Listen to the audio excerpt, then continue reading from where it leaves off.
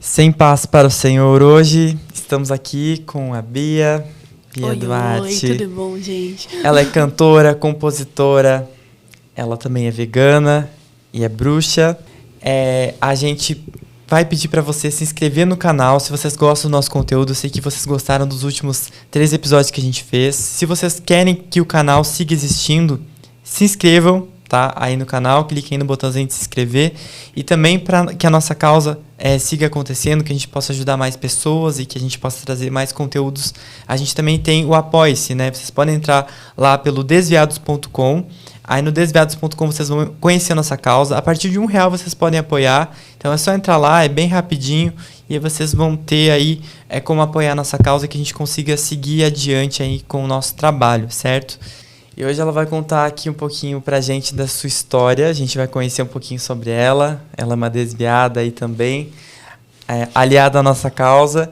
E vamos conhecer, ela vai falar um pouco sobre a nossa causa e a gente também vai conhecer um pouco das causas dela. E aí vocês vão, com certeza, gostar muito dela, tenho certeza. Se apresente aí pro pessoal. Ai, você já fez uma apresentação tão linda. Eu sou a Bia Duarte, cantora, compositora vegana. Pan, desviada. Pansexual. Sou pan. Vamos Tem coisa que eu não falo muito, porque como é que eu você nunca se me descobriu? relaciono. Como é que você descobriu o pan? É complexo, mas não é triste. Eu me descobri pan conversando com meu irmão, que meu irmão queridíssimo, Dramok, é gay, gamer também. Sigam o Dramok. Sigam o Dramok. Ele é gamer. E eu tava conversando com ele, num relacionamento que ele tinha, e eu falei, mas esse seu namorado, se ele chegar, a gente tava entendendo que é uma pessoa trans, mas se ele chegar e falar, eu me entendi como uma mulher, você vai deixar de amar essa pessoa? Esses questionamentos de mesinha de bar completamente aleatória, ele falou, olha, eu vou continuar amando, mas eu não sei se eu vou continuar num relacionamento, porque eu gosto de homens, e se for uma mulher, aí realmente fica complicado. Aí eu falei, mas... Pra mim, o gênero da pessoa não importa. Se eu gosto da pessoa, eu gosto da pessoa. Se a pessoa chegar e falar, eu entendi que eu não sou esse gênero, eu sou outro gênero. Tá bom. E aí, depois que me contaram o que é pansexualidade, eu falei, meu Deus, é isso que eu sou. Porque se o gênero da pessoa não importa, eu sou pan. E aí foi em todo o processo. Eu fiz essa pergunta, passaram anos até eu entender o que é pansexualidade. Com que idade? Com uns 18, 20... Por aí, foi quando eu comecei a ir pro teatro, me desviar mais. Antes eu não vivia muito no mundo também. Como é que entrou a igreja na sua vida? Tipo assim, o período que você começou a frequentar, você já nasceu dentro desse ambiente religioso ou como é que foi? Eu nasci na igreja, infelizmente. Nasci nesse ambiente religioso, a família do meu pai é muito religiosa, aqueles típicos evangélicos. E aí a gente ia meio que forçado. E eu falo que não foi uma... É uma questão que eu tenho com a religião no geral. Eu nunca escolhi estar na igreja, assim como 90% do Brasil nunca escolheu estar na igreja. A gente nasce e aí está entendendo o que é o mundo, da mesma forma que eu vou falar, nossa, o que é o sol? E alguém vai me explicar, olha, o sol é isso, não olhe para o sol senão você queima o olho, essa é a realidade. Alguém chega e fala, olha, Deus criou tudo. E quando a gente é criança, a gente não sabe o que é verdade, o que é mitologia... Então, eu nasci dentro da igreja, me falaram, Deus fez isso, não sei o que lá, essa é a Bíblia, essa é a história do mundo, e eu falei, tá bom. E aí foram uns 10, 15 anos da minha vida falando, essa é a verdade do mundo, porque é o que me ensinaram. E aí foi muito tempo, mas felizmente eu saí cedo. Eu entrei muito cedo, eu também saí muito cedo. E qual foi, assim, tipo, o maior absurdo, assim, que você já viu que talvez fez você querer sair ou fez você... Acho que o último absurdo, não sei o maior é todos. O último absurdo é um que me levou à música Lilith, que foi quando meu pai já tinha se separado, graças a Deus, já não estava mais em casa, mas ele estava muito nessa igreja, com uma nova mulher, e aí eu ainda tentei ver, né, se existia uma relação ali com meu pai, e eu fui mais uma vez nessa igreja, e eu vi as pessoas falando que a minha mãe era um demônio, que ela era louca e não sei o que lá. Eu falei, amores, minha mãe não é louca, minha mãe não é isso, não sei o que lá. E eu vi todo mundo aplaudindo meu pai, que sempre foi uma pessoa abusiva, falando, nossa, você é um anjo, encontrou alguém tão bom quanto você, que era a nova esposa. E falando que minha mãe é louca. Eu falei, gente, esse povo vai ficar se aplaudindo aqui. E aí eu percebi, tipo, a igreja é só isso. Você faz um monte de erro E aí você chega nesse local que todo mundo fala, ai, como você é abençoado, irmão. Não importa o que você tenha feito, você está aqui na igreja, então você tem um lugarzinho no céu. E eu falei, ai, basta. Nunca mais pisei numa igreja na minha vida. Foi por causa do machismo? Principalmente. O que te fez, assim, questionar. Sim. E aí, mas a espiritualidade na sua vida já era algo forte? Como é que foi construído isso e como é que ela foi se renovando ou se adaptando às suas novas experiências? A gente vai ficar nessa pergunta 3 horas. Vamos lá, estamos aqui para isso. Era muito forte, é o que eu falei, era muito forte quando eu nasci, porque falaram, eu era essa criança crente, a mini pastorinha, que eu falava, não, eu sempre soube que eu queria cantar, eu falava, todo álbum que eu fizer vai ter pelo menos uma música para Deus. Eu jurava por tudo. Evangélica. Até que tem, né? Mas não exatamente a música que eu esperava que fosse. Não que Deus esperasse que fosse para ele. É, exatamente. Não é a música que Deus queria, mas é a música que temos. E eu falava que eu ia cantar para Deus, que eu queria muito cantar na igreja. Eu tinha a prima que cantava na igreja. Eu falava, nossa, eu queria ser igual a ela.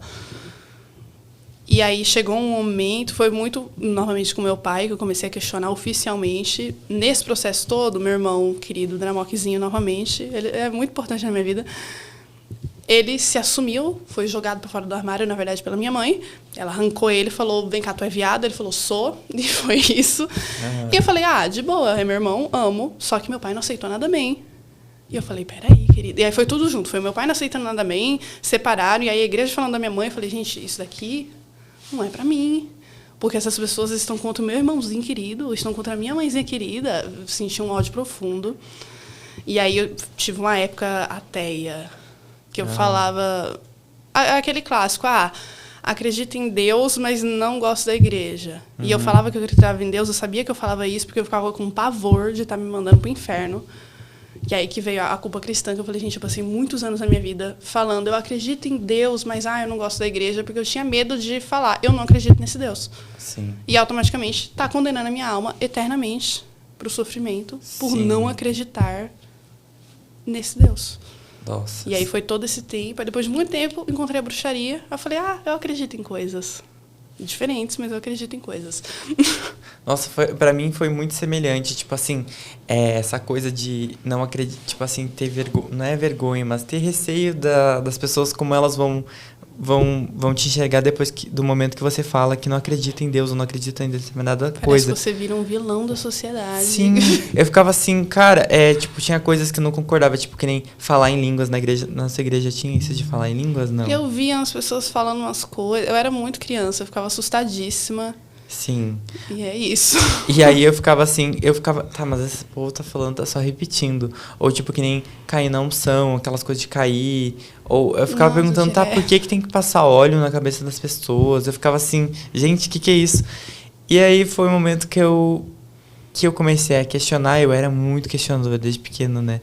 E eu levei muita repulsa das pessoas, né? Todo mundo ficava assim... Como assim você tá questionando? É Deus, ponto, não tem o que questionar. Deus é Deus e ponto. Deus falou, tá falado. Só que, tipo assim, hoje eu vejo, né, que todo mundo tem uma visão diferente sobre um determinado assunto, principalmente sobre religião. E quando vem alguém, né, e determina ali pra você, assim, essa é a verdade absoluta. Parece que isso vai entrando na nossa cabeça, né? A gente não consegue sair daquela ideia de que só existe uma verdade, que tudo que a pessoa está dizendo é verdade. Quando todo mundo em volta acredita. Eu acho que esse negócio de falar em línguas é doido. Porque você tá lá no meio, e aí você vê os outros e você fala, por que Deus está falando com essas pessoas? Eu ficava muito nisso, tipo, mas não está acontecendo comigo. Eu não estou falando em línguas, eu não estou me tremendo, caindo no chão. Eu falava, será que eu sou jovem demais? E eu ficava questionando por que Deus está falando com todo mundo aqui, mas não está falando comigo. E aí depois a gente vê que essas pessoas, na verdade, ou elas estão acreditando muito, tipo um placebo, que você fala, não, Deus vai falar. A pessoa fala, meu Deus, está falando. E aí começa a falar em línguas. Ou tem gente que finge. A gente sabe dos clássicos pastores que vão tirar demônio, tirar Exu do corpo dos outros. Que chega a pessoa falando, eu sou Exu caveira, eu vou fazer essa mulher roubar. A pessoa está ali contratadinha pela igreja, pro cara tirar o espírito. É muito doido. E acho que ficava essa questão de eu quero acreditar, porque eu acho que eu não estou acreditando direito. Eu não sei se para você ficava, para mim ficava. Sim. Porque eu via todo mundo fazendo e falava, eu acho que eu não estou me conectando aqui. E como é que foi, assim, a bruxaria entrou na sua vida como? E sendo bruxa, eu não faço a mínima ideia, tá? Sou aqui como super leigo. Como 99%. Então, assim, como é que funciona? A bruxa acredita em Deus, acredita em diabo, acredita em espírito? Como é que funciona? Ai, eu amo falar sobre isso. Vamos lá. A primeira vez que eu fiquei sabendo de bruxaria foi com uma amiga minha, a Jennifer, que fez um curso de bruxaria. E eu acho, se não for, perdão, amiga, eu acho que ela é da Wicca, que ela foi da Wicca. Ou se não foi, tá ali na bruxaria com certeza. E aí ela fez esse curso e ela falou, a bruxaria, ela não é o que as pessoas dizem. Porque eu também, assim como todo mundo, achava que a bruxaria, a pessoa faz feitiço com varinha, voa em vassoura, transforma a gente em sapo. E ela falou, não é nada disso. Existe toda uma bruxaria por trás, só que eu não perguntei. Na época eu falei, tá bom. Ela faz um curso de bruxaria e tudo bem. E aí mais pra frente entrou a pandemia. E aí foi no TikTok. Eu tenho muito receio de falar isso, porque tem gente que vai falar, ela é bruxa de TikTok. Não é necessariamente, mas foi o TikTok que eu vi. Começou a chegar vídeos de pessoas da bruxaria falando de crenças, de coisas. E eu falei, gente, isso tá interessante. E aí eu comecei a pesquisar, comecei a pegar um monte de livro, comecei a ler. E aí foi a frase, a doutrina da bruxaria, que é sem ferir a nada nem ninguém faça o que desejar, que o Gardner meio que fala que essa é a única coisa, a única regra. Ele não vai falar, você pode ser gay, você pode ser isso, você pode ser não sei o que lá. Não tem regras, não tem pecados, não tem nada. Tem apenas, pense por si só. Tipo, por que você não vai matar alguém? Porque vai fazer mal a alguém. Por isso você não vai matar alguém. Agora, por que eu não posso ser gay? Você pode. Tá fazendo mal a alguém? Não tá fazendo mal a ninguém. Então, tipo, seja gay. Inclusive, muitas bruxas são vegetarianas, veganas, porque acaba vindo para esse pensamento de, sem ferir nada nem ninguém. E a gente pensa, meu Deus, o que tá aqui nesse prato tá ferindo alguém. Aí todo mundo vai. Não é obrigatório, mas muita gente acaba indo falando, melhor não. Uhum. E aí veio no TikTok, que eu peguei esses livros, comecei a ler. E aí veio também, as minhas músicas começaram a vir para esse lado. Que é aí que eu comecei a realmente pegar um ranço do fundamentalismo religioso. Estudando a história da bruxaria. Estudando a história da bruxaria. Eu não tinha noção, não tinha caído peso, assim. Teve toda a história, mas eu não tinha realmente pensado o quão pesado é até ler. Tem gente que pergunta, eu posso ser cristão e bruxa? Eu falo, não. Todo bruxo que estuda fala, não tem como. Sim. Não é que a bruxaria proíbe, a bruxaria não é uma religião por si só, ela é um estilo de vida. Você pode ser da Umbanda, pode ser bruxo, pode ser de várias coisas ser bruxo, mas cristão você não pode. Primeiro porque o cristianismo proíbe idolatrias e blá, blá, blá, tem um monte de coisa ali que a feitiçaria não pode. É uma questão histórica também. E uma questão histórica, né? Porque muito pesada. O cristianismo que fez com as bruxas foi horrível. Exato. Né? Eu comecei a ler a história da bruxaria, você começa a ler, você vai pegando um ódio, assim, não tem como voltar atrás. E é coisa que não falam, deveriam falar na história, porque para mim não é a história da bruxaria, é a história da humanidade. Porque a gente sabe que as bruxas eram queimadas. Tem muita gente que fala, quem lidava com medicina era considerado bruxo e era queimado. Não era simples assim. Era assim, todo mundo. Embaixo. Era todo mundo. Teve um rei na Europa que determinou que, eu sou cristão, eu quero que todo mundo seja cristão, quando a igreja e a política, o poder não eram separados. E ele determinou, todo mundo vai ser cristão, tudo o que não é cristão é pagão, que é, na verdade, a origem da palavra pagão é quem trabalha na terra. Todos os pagãos têm que parar de ser, têm que se converter. E aí que começou essa história inteira de... eles tentaram primeiro de uma maneira pacífica, falando, todo mundo agora é cristão. A galera não ouviu, falou, não sou, vou continuar com as minhas práticas, com os meus deuses. E aí que começou a capturar as pessoas, a matar as pessoas. Só que assim, não era, quem é bruxa, era todo mundo. Todo mundo. Independente, assim, se apontou. Inclusive, tinha o Maleus Maleficarium, que eu acho uma curiosidade muito bizarra, que a prensa, antes tudo era à mão, a prensa surgiu bem na época do Maleus Maleficarium. O primeiro livro a ser publicado de maneira larga, assim, tipo, todo mundo tendo, foi o Maleus Maleficarium. O primeiro livro da história a ser utilizado na prensa, para todo mundo ter em casa, foi um livro de como torturar e matar qualquer pessoa que não seguisse o cristianismo. Caralho. E é pesadíssimo. E ele tinha aprovação da igreja. escrito uma cartinha no final falando, tem que fazer isso mesmo, assinado E é ali. muito doido como isso vem muito do cristianismo, né? Eu acho que não pela história de Jesus, porque aí tem uma diferença do que é Jesus e o que é o cristianismo. O cristianismo é uma religião e Jesus era uma pessoa. E, tipo assim, o cristianismo, aí que a gente está falando, é uma religião abraâmica que vem, né, do judaísmo, vem das outras religiões também que acreditam no Pentateuco, né, digamos assim. Porém, essa coisa de exclusão parece que se tornou algo muito que é até hoje, sabe? Tipo assim, a gente tem na história, por exemplo, que nem a Igreja Presbiteriana do Brasil apoiou a escravidão. Isso é um fato, está no livro de história, é uma igreja evangélica. Então, a igreja evangélica apoiou a escravidão de pessoas negras, né? E a gente volta no livro de história, se você estudar muito, porque na história geral ninguém conta. Exato. E outra coisa também, é uma coisa que é verdade, assim, que até queria comentar um pouquinho com você, é que além da igreja ser contra, assim, essas doutrinas serem contra tudo que pensa diferente, aí associando com a sua causa aí, que é o veganismo, também estimulou muito o consumo de carne, né? Porque aí que eu fico pensando, desde lá de Gênesis, de Êxodo, lá daqueles livros antigos, né? Se falava muito sobre sacrifícios, sobre morte, a carne, é tudo muito carnívoro. Sempre as pessoas têm que sacrificar corpos, sacrificar coisas. E aí eu queria conversar um pouquinho com você, qual é a sua opinião, assim, sobre isso. Você acha que vem desse lugar? Acho que tem a influência, a sua visão que é mais estudada. Gente, eu fico doida toda vez que alguém fala pra mim, mas Deus criou os animais pra gente comer, a Bíblia diz que tudo bem, então eu não vou nem ouvir a opinião do vegano porque Deus diz que tudo bem. A minha resposta é sempre a mesma, de falar, eu não acho que a Bíblia, ainda mais o Velho Testamento, que tem muito sobre isso, deveria ser uma bússola moral, porque o mesmo lugarzinho que está falando come o animal, está falando, você pode bater no seu escravo, desde que ele não morra na sua mão. Se você bater até o ponto de que ele desacorde e depois de 10 minutos ele morreu, não foi na sua mão, tudo bem. Eu falo, gente, tá ali, tá escrito. No mesmo lugarzinho de comer o animal. Eu falo, não, acho que é uma bússola moral bacana, né? Que você não possa pensar por si só e falar, os tempos mudaram. Não sei por que é tão assim.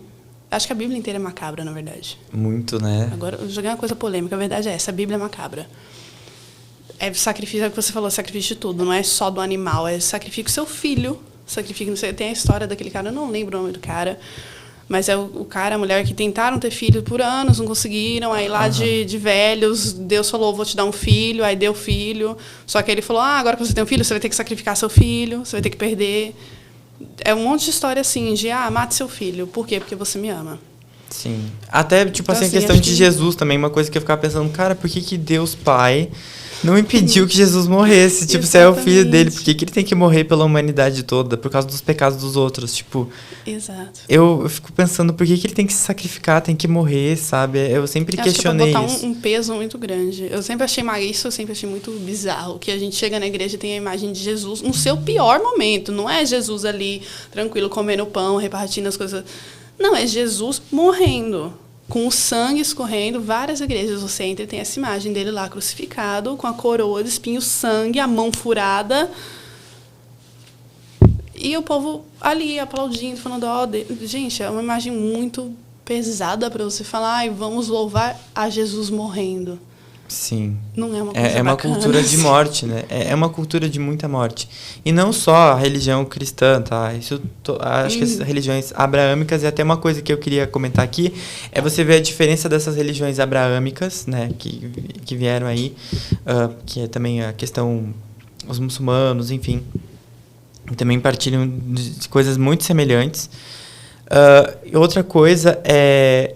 Aí você compara com outras religiões. Tipo, eu não sei como é na bruxaria se tem consumo de carne também. Eu sei que você não, mas não sei se todos são. Não. Mas, por exemplo, que nem o budismo, o hinduísmo. Acho que o país, não quero jogar uma merda aqui, falar merda, mas se eu não me engano, o país que é mais vegano ou vegetariano do mundo é a Índia, que é hinduísta.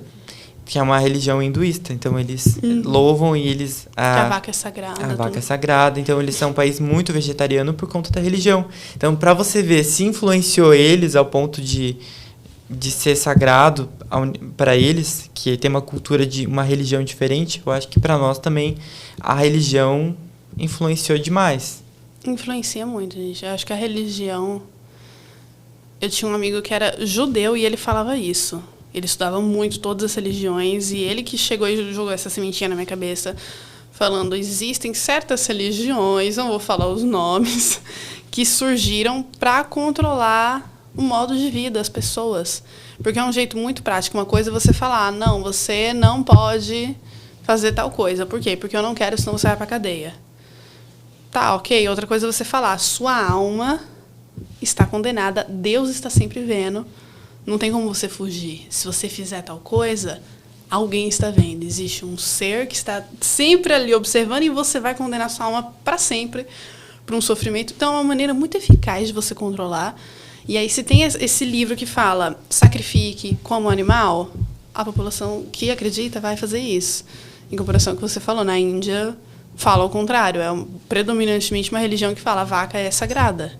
Então, eles vão para o outro lado completamente. É muito doido ver isso. Por uma questão religiosa, né? É isso que detém os valores da sociedade. E eu queria saber, assim, como que funciona. Tá, na bruxaria não tem consumo de carne. Ou, tipo assim, ou sacrifício, essas coisas que as pessoas inventam. Tem e não tem. Vai depender muito. Tem muitos tipos de bruxaria. A que eu sigo, pelo menos, eu vou para uma vertente de não. Assim, é uma bruxaria da natureza. Ao mesmo tempo, tem gente que fala também, a natureza também tem morte. Então, a gente tem que entender que a natureza não é só o passarinho cantando e plantinhas bonitinhas. Existe o lado da morte. Inclusive, tem um deus, que é o deus cornífero, que as pessoas associam ele ao demônio, ao diabo, usam a imagem dele como isso, porque ele tem os chifrinhos, tem o corpinho de bode. Mas não é porque ele é Satanás, é simplesmente porque ele é associado à natureza e ele tem essa ligação com a morte, mas não de uma maneira macabra, só de uma maneira de coisas nascem, coisas crescem, coisas morrem, é o ciclo da natureza. Tem vertentes que fazem sacrifício, eu prefiro não, mas assim, acho que é igual banda, que tem como você fazer sacrifício na banda, mas tem gente que não faz, não é obrigatório. Tipo, você vai fazer oferenda, você precisa entregar o frango. Tem gente que não entrega e fala, não, eu sou vegano, não quero, vou fazer outra forma de fazer a minha oferenda e tá tudo bem. Então, acho que fica meio nisso. Não tem muito como ou não coma, sacrifica ou não sacrifica. Não tem uma regra em relação a isso. Vai de cada um. Mas aí, eu queria saber a sua visão, assim, sobre religiões que matam os animais para ritos, assim. Qual é a sua visão em relação a isso? Vou ser sincera, eu não tenho muito contra. Eu tenho mais contra a indústria, assim. Eu sei que tem gente que vai sacrificar, mas cuida do bichinho bem. Eu prefiro não, assim, em particular, eu não faria porque eu não tenho coragem. Mas, novamente, eu entendo que tem gente que faz, que tem os seus motivos. E individualmente não é um problema. É até uma questão do veganismo. Não digo por todos, mas assim, em teoria, a causa do veganismo, a gente não se mete nos povos originários, em povos indígenas, porque eles fazem de maneira respeitosa. É muito diferente você comparar alguém que está lá pescando um peixinho, matando um bicho que está na natureza, matou rápido, acabou, do que o que a indústria faz. Então, assim, a gente... Ok, tem gente que quer comer carne, coma. Há uma diferença aí. Isso é legal, é interessante que quem está de fora não entende, né? Que a sua parada mesmo é com a questão da indústria, do massacre mesmo. Que tem gente que chega falando, eu como churrasco. Eu falo, tá, não ligo. E a pessoa fala, liga, porque você está fazendo vídeo. Eu falei, então, eu estou fazendo vídeo sobre a indústria. Escolhas individuais importam e ao mesmo tempo não importam, porque uma pessoa comer ou não comer carne não vai mudar a vida, assim. Que eu falei, pessoas, animais, tudo morre o tempo todo, tem É uma questão política, né? Um valor político seu também. Isso é E aí fenomenal. A indústria é diferente. Que é o que eu sempre falo, gente, eu sou vegana. Se eu decidir sair daqui agora e comer uma picanha, não vai mudar nada os números da indústria. Porque eu sou uma pessoa. Em números, assim, gigantescos que a gente não consegue nem compreender. Ao mesmo tempo, eu sou uma pessoinha, que aí eu junto com outra pessoa, e aí a gente causa um impacto sendo vegano. A mesma coisa, sacrifício, comer no geral, assim. Escolhas individuais, animais individuais, Vai de cada um, acho que é muito moral pessoal. Aham. Não, e aí tem a parada que, assim, em muitas religiões que sacrificam animais, algumas, né? Às vezes dão de alimento para pessoas. Também. Isso é legal. Eu acho que isso é mais do que, tipo assim, vou sacrificar pela religião. Porque nem eu sou uma pessoa agnóstica ateísta. Então, eu não posso concordar com uma coisa que é um massacre por massacre, porque eu não acredito nessa forma de espiritualidade, tá? Então, esse é meu posicionamento, mas eu respeito quem pensa diferente. Mas, agora, quanto vai fazer um ritual religioso, mas pelo menos vai alimentar depois as pessoas humanas, físicas, reais, aqui não seres espirituais, eu acho que isso é muito mais relevante do que só matar por matar, né? Eu acho que tem até história mesmo de religiões de matriz africana, que eles contam que as oferendas acima de qualquer coisa era para alimentar pessoas que estavam fugindo, pessoas escravizadas. Por isso que é tão pesada a comida. Isso tipo, é uma farofa, um frangão, é uma bebida para aquecer. E eles deixavam, tipo, é uma oferenda, mas era para quem estava fugindo encontrar e ter uma coisa forte para comer ali, se manter e continuar fugindo. Então tem uma história muito bonita. E não me incomoda, assim. O que me incomoda é a hipocrisia de quem come o peru no Natal e aí vai reclamar de quem tá sacrificando uma isso galinha. Eu acho péssimo. Nossa. Eu falei, sacrificou a galinha? Ok. Sim. É uma escolha dele. Eu não ia ter coragem, mas a pessoa faz e realmente não é um problema. Mas aí tem gente que fala, essas macumbas que ficam sacrificando animal e aí tá lá a pessoa comendo churrasco todo final de semana, comendo peixe na Páscoa, comendo... Meu Deus. Meu Elanizinho aqui deve tomar. Comendo peixe na Páscoa, comendo o peru de Natal. E aí eu acho que a hipocrisia me incomoda bem mais do que a morte em si. E também o peru de Natal é comprado no mercado, na indústria. Sim. Não é. E qual foi carinho. Tipo, o maior mito, a maior coisa que antes de você ser vegano você acreditava? Tipo, isso aí vai ser de uma forma. Quando você chegou e viu que era tudo diferente, teve algo assim que na prática foi mais difícil ou mais fácil? Ou... Acho que o veganismo era tão inacessível que eu nunca nem cheguei aos mitos. A minha família sempre comeu carne, tinha churrasco, que também me perguntam isso. Você sempre foi vegana? Não, eu comia muita carne. A carne pingando ali, todos os tipos. Já causei genocídios de galinha, comendo coraçãozinho, horrores. Porque nasci nessa cultura, né? Então, se você nasce, ninguém fala o que é aquilo no seu prato, você vai falar, gostoso, carninha, e vai comer. Mas quando você vê, eu não consigo ver. Eu como carne, mas assim, se eu vejo, eu não vou conseguir. Eu não tinha muita Eu pulo essa todos os vídeos, assim. Eu só tinha a concepção de, é carne, eu não sabia de onde estava vindo. Eu fui ver, novamente, quando eu entrei no teatro, o teatro mudou minha vida, gente. Para bom e para melhor e para pior. Mas eu tinha amigos vegetarianos nesse teatro, que aí eles começaram a falar o que era vegetarianismo. Eu falei, nossa, é verdade. É um animal. E eu sempre gostei muito de animal. Porco é o meu animal preferido. Eu tenho hiperfoco em porcos. São as coisinhas mais lindas do mundo. E aí eu olhei e falei, gente, eu tô comendo um salame que vem do porco, que é meu animal preferido. E aí que juntou tudo, eu falei, vou parar. Foi, tipo, muito instantâneo. Não deu tempo nem de eu ouvir os mitos. Tem gente que fala, eu acho que vou virar vegetariano. Aí chega a gente falando isso, falando aquilo. Não deu tempo, porque eu simplesmente cheguei pra minha mãe e falei, não como mais. Eu era adolescente. E a família também é vegana ou vegetariana ou não? Agora é. Agora é. A minha mãe sempre foi mais vegetariana do que eu, porque ela sempre odiou carne. Ela cozinhava com nojo, a coitada. Ela ficava assim, tipo, tem que fazer mesmo. Nunca gostou. Então, quando eu virei vegetariana, ela falou, ótimo, maravilha, também não vou mais comer, não preciso mais cozinhar isso daqui. O meu irmão ainda comia, foi muito tempo. Foram 10 anos brigando com o meu irmão, até ele olhar o cachorrinho dele. Ele estava vendo, acho que o MasterChef. Viu uma coxa de um bicho, alguma coisa, aí ele olhou pro cachorrinho dele e falou, eita, parece. E aí ele chorou, que meu irmão é muito sensível, ele falou, não consigo mais, e parou. Caramba. Ele tá, acho que há 1 ano, vegetariano.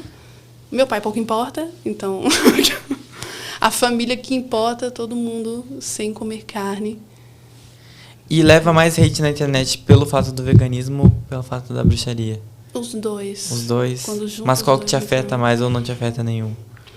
Me afetar, nenhum dos dois afeta. Me afeta de estresse. Que é a música Ignorância, é a música da minha vida. Quando eu falo eu não tô nada bem, eu ando estressada, eu falo de alma. É aquela coisa de... Não é que tá me afetando. porque eu sei que a pessoa nem me conhece, deixa ela falar. É como a pessoa pensa desse jeito. Sabe aquela indignação? Você fala, gente, é sério? Que tem gente que chega e fala, eu assisti tal documentário. Tem uns documentários pesados que eu já indiquei. Eu falei, olha, esses são mais leves, esses são bem pesados. Não dá para você assistir isso e voltar a comer carne, se você tiver um mínimo de senso. E tem gente que vai e comenta, eu assisti o documentário, eu vi tal cena de não sei o que lá, ri muito e tô aqui comendo um salaminho, não sei o que lá. E eu fico, gente, você é perturbado, você tá num nível de psicopatia que tem que trancar e deixar ali tratando um mês. Para depois, talvez, se inserir na sociedade. É uma indignação de como que tem ser humano que comenta isso de boas, assim. No geral, não é só em questões LGBTQIAP+, também. Surgiu uma onda detestável, que eu não sei se você viu ou se você não viu. Que bom pra você. Que são pessoas que colocam LGB sem T. E essa é a bio da pessoa. Como assim? É tipo um GL. A pessoa coloca ali LGB. Eu sou lésbica, gay. Nossa, bi, eu vi isso sem hoje. Eu vi isso hoje. Inclusive, um hater comentou no meu vídeo. Tem. Ele falou... nem sei o que ele disse lá. Criticou alguma Besteira. coisa, né? Eu nem leio. Mas aí eu entrei no perfil dele e aí o cara se diz comunista e LGB. Tipo assim, LGB. LGB. Sem o T. Tem gente que escreve sem T. Pra deixar claro que... E não é só isso na direita ou na extrema-direita. Tem pessoas na esquerda. Que se dizem de esquerda. Que se dizem de esquerda que são muito homofóbicas ou transfóbicas. Isso me deixa doida, gente. Eu falo disso 24 horas. Eu parei de ler comentários. Esse ano eu decidi que eu não vou ler mais, porque ano passado, eu acho que todos os meses eu fui parar no hospital de estresse. Porque aí eu leio e falo, não vou responder, só que aí eu continuo lendo. E é uma coisa que criar conteúdo meio que te força. Porque quer ver como que o pessoal tá Você precisa saber sobre o que falar, né? Eu não posso chegar e falar, nossa, eu vou fazer um vídeo sobre um assunto de 2010. Ninguém liga. Você precisa estar atualizado. E a forma de se atualizar, infelizmente, é lendo os comentários. Sim. E aí você fala, não vou responder. E aí eu ficando nervosa. E aí eu guardando. E aí chegava um momento que dava, 10 horas da noite. Eu tava passando mal, sem respirar, falando, tô passando mal, mãe, me leva agora pro hospital. E ela me levava correndo. Quando eu chegava no hospital, eu já tava tremendo, já tava sem vida, com soro na veia, todo mês de ansiedade. E eu falei, não vou mais, não dá.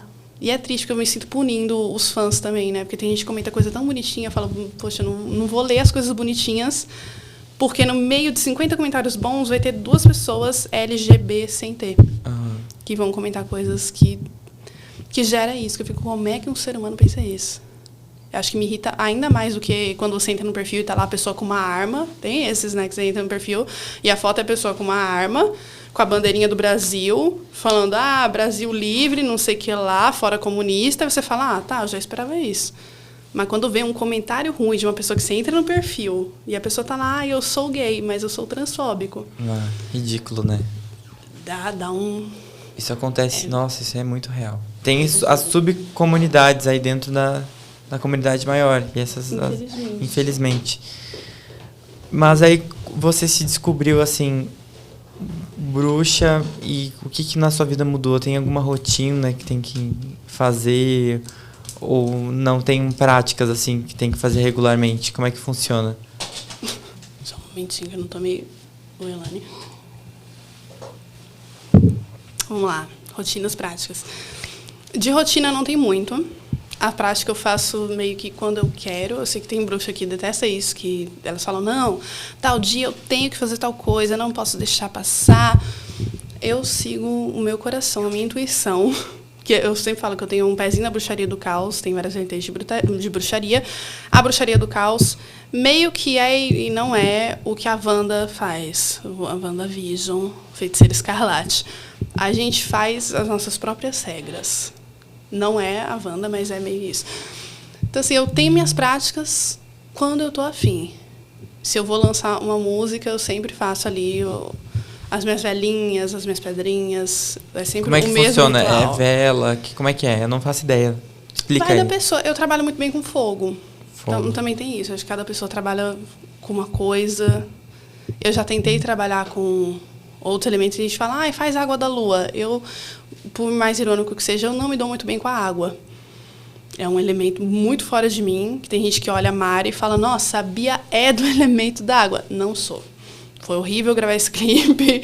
Inclusive, mar é esse afogamento porque eu não me dou bem com a água.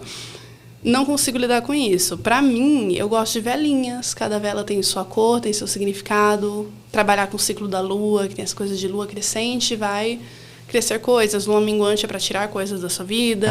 Tem objetivos. Tem objetivos. De atrair coisas, rejeitar outras. E tirar coisas. E a gente vai vendo. Quando eu sei que eu vou lançar uma música, que a gente sabe anos antes. Então, na lua cheia antes, que é tipo, a lua mais lua que tem, eu vou e acendo ali a minha velinha de prosperidade, com as minhas pedrinhas de prosperidade. Eu deixo sempre meus dinheirinhos, que tem dinheiro. Eu tenho isso também, que para mim faz muito sentido, é um ritual. Aonde eu encontro dinheiro, por mais que seja 5 centavos, eu acho que é um lugar de sorte, e eu guardo esse dinheiro, eu não gasto. Então, eu tenho meu altarzinho que eu vou botando todo o meu dinheirinho ali, que eu vou guardando. E é babado, eu achei R$1, que é uma moeda alta, porque sempre é moeda. Então, assim, R$1 é a moeda mais alta que tem. Eu achei R$1 onde eu gravei Lilith, que foi a minha primeira música que bombou. Eu estava vendo o lugar, eu achei R$1, falei, é aqui que eu vou gravar, porque eu achei essa moeda de R$1. E realmente deu certo. Eu guardo ela ali, sempre uso nas prosperidades. Eu achei dinheiro também indo pro Canta Comigo. No meu primeiro dia, que eu fui ser jurada do Canta Comigo, eu achei 2 moedinhas. Eu falei, gente, vai dar bom. Vou fazer, porque eu achei dinheiro. E funciona, na minha cabeça, dá certo. É que então, é muito sobre... eu sou ateísta agnóstico, mas eu super respeito, assim, a sua visualização de fé, porque eu acho que eu também sou assim, porque até se a gente ouvir, tipo, vai ouvir a Anitta, né? A Anitta, ela fala assim, que ela falava assim, que ela falava para as pessoas, não, eu vou ganhar o VMA, eu vou ser top. Tudo. Ela falava. Então, quando a gente fala, e até isso é uma coisa que vê na igreja, as pessoas profetizarem, tem gente que profetiza e realmente acontece. Eu acho que isso é muito uma parada além da religião. Acho que é uma coisa que... É por isso que eu me considero agnóstico ateísta. Porque é uma parada muito doida. Quando a gente fala, parece que a gente declara as coisas. Parece mesmo que se a pessoa não acreditar no universo é mental, né? Isso é surreal. Isso é muito verdade. Até, tipo assim, metas e tal. Quando a pessoa escreve, ou ela diz, ou ela fala pra alguém, ou ela se compromete em dizer, parece que as coisas, elas vão... Um movimento vai sendo gerado, né? Isso é muito doido. Vai muito. Como é que foi, assim, o hit da sua primeira música? Já teve algum antes? Como é que foi, assim? Não teve. Bombou e, meu Deus, e aí? Não teve. Celular pipocando. Antes. Eu não senti, eu sempre falo, sempre vou rebater isso. Até hoje eu não sinto, eu estou tratando isso na terapia. Eu não sinto as minhas conquistas. Até hoje eu não sinto. Eu continuo como se eu fosse a mesma pessoa, a minha vida inteira. E eu sei que eu não sou. Mas Lilith foi isso, eu não senti, porque deu tanto trabalho. E eu passei muito mal no dia de Lilith. Eu estava passando mal do nível que eu teria que estar no hospital. E eu não estava, porque já estava toda a equipe lá, já estava tudo contratado. E foi aquele caso de... Lancei várias músicas que não estavam dando certo. Não era a minha verdade também, né? Eu estava lançando querendo agradar os outros. Vamos falar de amor, vamos falar de coisas boas. Não era o que eu queria estar falando. E aí eu vim com Lilith, eu falei, eu não aguento mais. Eu estava dando aula também na época de canto. Não gosto de dar aula, não dou bem dando aula. Não é tua praia. Não é minha vibe. E aí eu estava em grande sofrimento, assim, de eu não aguento mais todo dia ficar dando aula para juntar dinheiro, para pagar esse clipe, para depois não dar certo de novo, porque nada deu certo até agora. Eu estava exausta. Então, passei muito mal. E aí, minha mãe, no começo, ela chegou e falou, filha, por que você está passando mal? Aí eu falei tudo. Ela falou, tá, vamos acalmar. Aí eu não acalmei. Ela chegou e falou, Beatriz, chega. Que minha mãe ela tem esse modo da ansiedade. Ela tem 2 modos. Ela te bota no lugar. Ela me dá um tapa na cara ou ela me acolhe. Ela vai ver o que funciona. Tem vezes que ela me dá o tapa primeiro e depois ela me acolhe. Já aconteceu isso também. E aí, ela me deu o tapa na cara.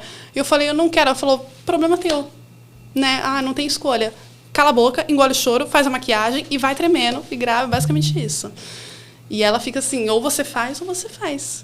Eu falei, sim, tá bom. Te dá aquele empurrão, e né? aí eu fui gravar e ela falou, para de agir assim, você é melhor do que isso. E ela é uma briga apoiando, é engraçado. Nossa. Ela faz isso. Ela me xinga falando, você tá sendo ridícula, escrota, porque você é perfeita. Não era para você estar se sentindo mal, porque você é muito boa e é por isso que você está sendo uma babaca. Ela xinga elogiando. Icônica. Não, isso é demais. É incrível, é uma coisa que ela tem essa habilidade.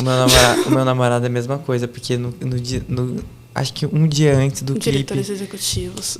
Do meu clipe, do meu primeiro clipe, né? Que eu sei que é uma construção, né? Porque a gente vai aprendendo. Eu fiz esse clipe muito pra experimentar como que é. Pra começar. E o E sentimento também horrível que você fica, eu quero saber de tudo, eu não sei de nada. eu não sei de nada, gente. É muito assim. Eu não fazia a menor ideia Sim. de tipo assim. Tipo assim, no meu clipe eu fui maquiado, né? Mas aí eu esqueci do fato que eu tinha que ter uma manicure também, porque eu coloquei unha. E aí, tipo, tá, e agora? Quem é que vai pintar minha unha? Eu não tinha, porque eu não. Também eu sou apenas um gay, eu não sabia. Um gay, as unhas ali sem pintar. As unhas sem pintar, eu fiquei caralho. E tipo assim, tá, mas um dia antes eu tinha surtado completamente. Eu falei, cara, por que eu tô fazendo isso? Vou cantar uma música que é contra a religião, né? Ou contra o cristianismo. Também né? tem, como se já não bastasse o peso do primeiro clipe. O peso do primeiro com a música que você tá Sim. tremendo. E eu fiquei, cara, isso vai dar muito o que falar, ou isso vai, tipo assim, ser uma coisa que vai manchar a minha imagem, digamos assim, perante ao trabalho, qualquer outra coisa. Eu ficava muito reflexivo com isso. Tá, agora não tem volta, porque a partir do momento que tá na internet já era. E aí eu falei, não, eu vou desistir. E aí ele falou, que desistir o quê? Vamos lá.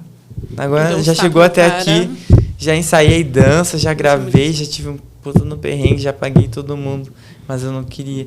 E é muito doido, né? Como a gente fica assim, parece que quando chega pertinho, é horrível. Dá uma vontade de desistir.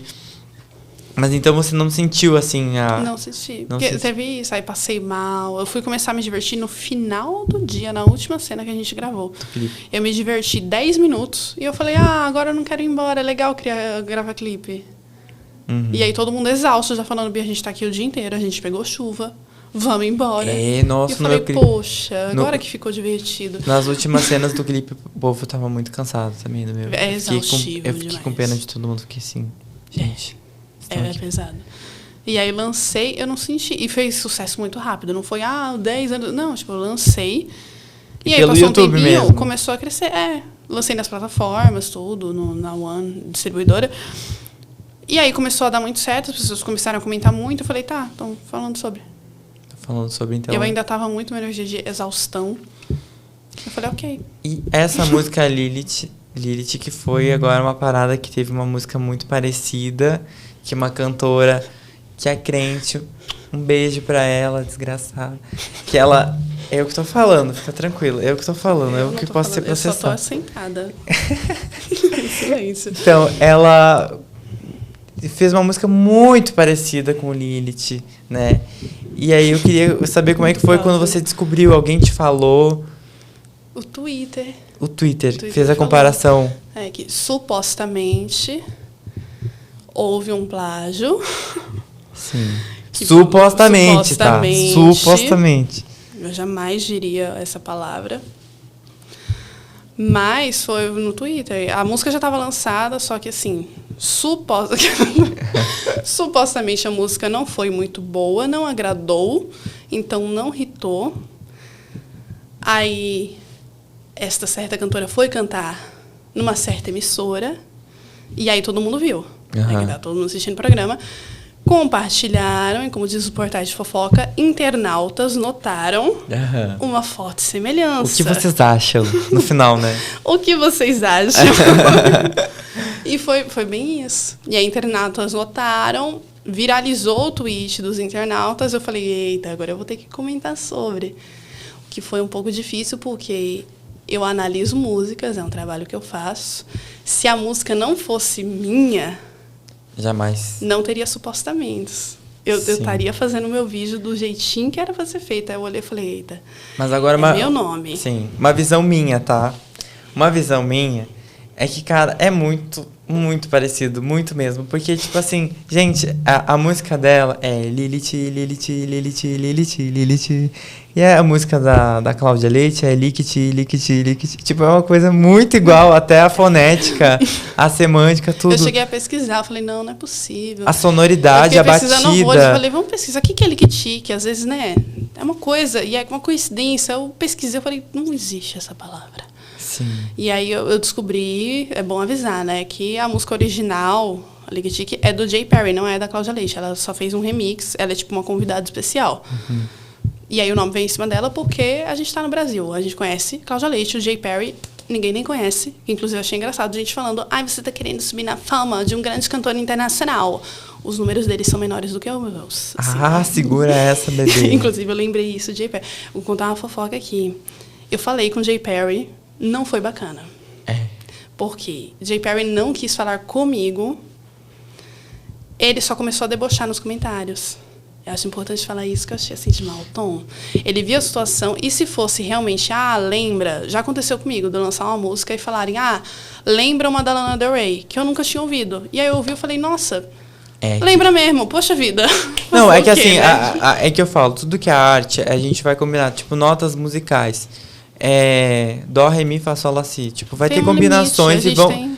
Óbvio que... 12 notas musicais. São 12 notas musicais, gente. Uma hora elas vão se parecer. Mas agora são muitas semelhanças. Quando a semelhança, eu acho que ela extrapola vários níveis, assim, tipo de batida, de fonética, de estilo, de... realmente muito semelhante. E aí é que eu digo, né? Sempre um crente. Nem sempre um crente, mas sempre um crente. Não é assim, né? Como é que é? Nem todo crente, mas sempre um crente. Exatamente. Que pega as coisas das bruxas, dos oprimidos. Que é a história do cristianismo, e toma pra si.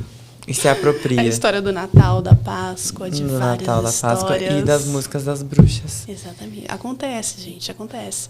É uma situação complexa. Aí teve o Jay Perry que ele debochou, ele falou, eu nem conheço essa cantora brasileira. Eu falei, amor, por quê? Ele falou, eu sou de tal país, eu não teria como te ouvir no Brasil. Eu falei, então, mas é que você fez uma remix com a Cláudia Leite, que a Cláudia Leite também é do Brasil. Eu sou do Brasil, a Cláudia Leite é do Brasil. Por que você conhece a Cláudia Leite e não me conhece? Que é desconhecida. Então, mas Lilith não é. Eu posso até ser, mas Lilith não é. É uma coisa, assim... Foi chato da parte dele, né? O que ele falou, ele foi bem arrogantezão, não resolveu nada. E aí teve a nota da equipe da Cláudia, que a Cláudia não falou nada. A equipe lançou uma nota de esclarecimento à imprensa, não foi a mim, foi à imprensa, falando basicamente, não tem nada a ver, kkk. Eles não provaram. Eles não falaram, olha, não tem nada a ver, porque... Não. Eles só falaram, não tem nada a ver. Sim. Essa foi a nota. Não dá pra se esperar grandes coisas de crentes, né? Então, essa é a verdade. Supostamente, mas como eu falei, sou eu que estou falando. Mas aí, como é que foi a sua entrada na música, assim? Você sempre quis ser cantora? Isso já veio da igreja? Eu sempre quis, independente da igreja. Independente da igreja. A igreja era minha vida, eu achava que para ser cantora era lá, né? Você fazia alguma coisa lá da igreja, tipo assim? Sofria apenas. Só sofria, existia. Inclusive, é engraçado que eu fico observando, essa família do meu pai, se estiverem assistindo, vocês sabem que eu não gosto de vocês. Mas tem essa prima cantora que nunca fez aula de canto, gospel, nunca fez aula de canto, nunca nada, só que, que voz maravilhosa que a fulana tem. E a minha tia também, insuportável, essa tia, aquelas típicas pessoas que se acham demais, com a mortadela roda peru, que somos especiais, somos melhores que todos. E aí eram as duas que cantavam, né? Essa tia e essa prima, filha dela. Elas meio que me jogavam assim pra fora. Que eu via elas na música e falava, nossa, eu gosto de música. E elas falavam, um dia você chega aqui. Toma e era Lilith só elas. Aí, ó. Elas cantavam na igreja, exatamente. Elas cantavam na igreja, mas eu nunca vi uma possibilidade de eu cantar naquela igreja, porque eram só elas. Porque só elas sabiam cantar. Elas eram especiais.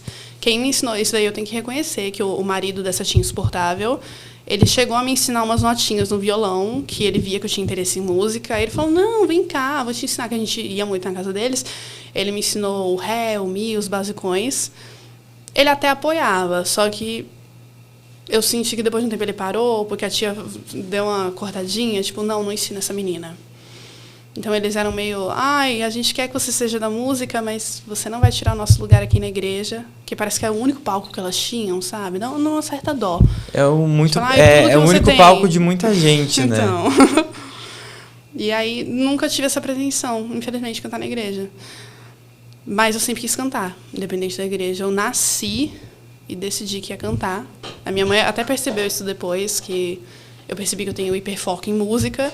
E eu falei, gente, mas foi minha vida inteira. Eu lembrava, tem uma fotinha minha bebezinha, assim, desse tamanho, a criatura. A primeira vez que eu sentei, que eu tive forças para sentar sozinha como um bebê, foi porque minha mãe botou um tecladinho na minha frente. Aquele da fazendinha, que todo mundo tem, os animaizinhos, tecladinho. E eu sentei para ficar tocando tecladinho de brinquedo. A gente já estava ali. Aí minha mãe reparou que, não, você não me acordava de noite, você era uma bebê quietinha, você ficava brincando com um mobile, que era musical. Ela me deu um mobilezinho de música. Ela falou, olha só. Então, eu nasci, o meu cérebro foi para a música.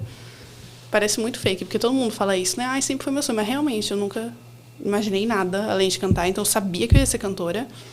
Eu determinei isso na minha vida, eu nunca pensei outra coisa. O que também adiciona na ansiedade, né? Agora, nem tanto, mas antes de Lilith, que eu estava lançando, que eu falava, não, eu só não tenho sucesso porque eu nunca lancei uma música. Lancei minha primeira música. Deu em nada. Ela foi bem, mas assim, não deu em nada. Mas já tinha um público antes? Não tinha como ter público. Zero. Não, eu tô falando, tipo, Instagram, YouTube, tinha nada, zero. Não tinha. Só foi na cara e na coragem. Uhum. Que era uma época que não tinha muitas... Tinha até redes sociais, mas eu não tinha pego a vibe do o Vine, essas coisas. Uhum. Cover no YouTube eu não fazia, porque cover no YouTube naquela época era uma época bizarra do Boyce Avenue, essa galera. Então, assim, cover no YouTube, ou você faz num nível absurdo, ou você não fazia. Porque eu pegar o meu celularzinho humilde com uma câmerazinha Pocket. pixelada, com o meu violãozinho... Exatamente, não dava em nada. Eu tentei. Obviamente, não seguimos para lugar nenhum, né? Porque eu tava competindo com o Boyce Avenue, uma galera, tipo, os Schneiders. Hoje em dia eu descobri que eu não sabia, mas essa galera, eles mudavam o IP dos computadores para a Austrália, acho, que é onde lança primeiro, tipo, é meia-noite, vai lançar primeiro lá. Então, eles tinham, tipo, 12 horas de antecedência. Eles ouviam a música que lançava e já começava a produzir. Desesperada. Era, tipo, uma produção gigantesca de não sei quantos milhões de dólares para cada videozinho de cover. E aí eu ficava me cobrando com o meu pocketzinho, violão, de fazer tava igual. Se comparando. Mas acho que a internet, ela é muito ruim em vários aspectos, mas ela democratizou muito a questão das pessoas começarem, né? Eu acho que, tipo, facilita... Sim e não, né? Que aí entra essa questão de sim, qualquer pessoa pode começar, mas ao mesmo tempo, em que condições? Porque tem muita gente que canta... Aquela mulher que viralizou do Where Have You Been? Com o áudio estourando. Ela canta bem. Só que ela viralizou de uma coisa ruim porque o celular é ruim. É isso que eu acho muito injusto. Quando todo mundo começou a rir dela, eu falei, gente, ela é boa.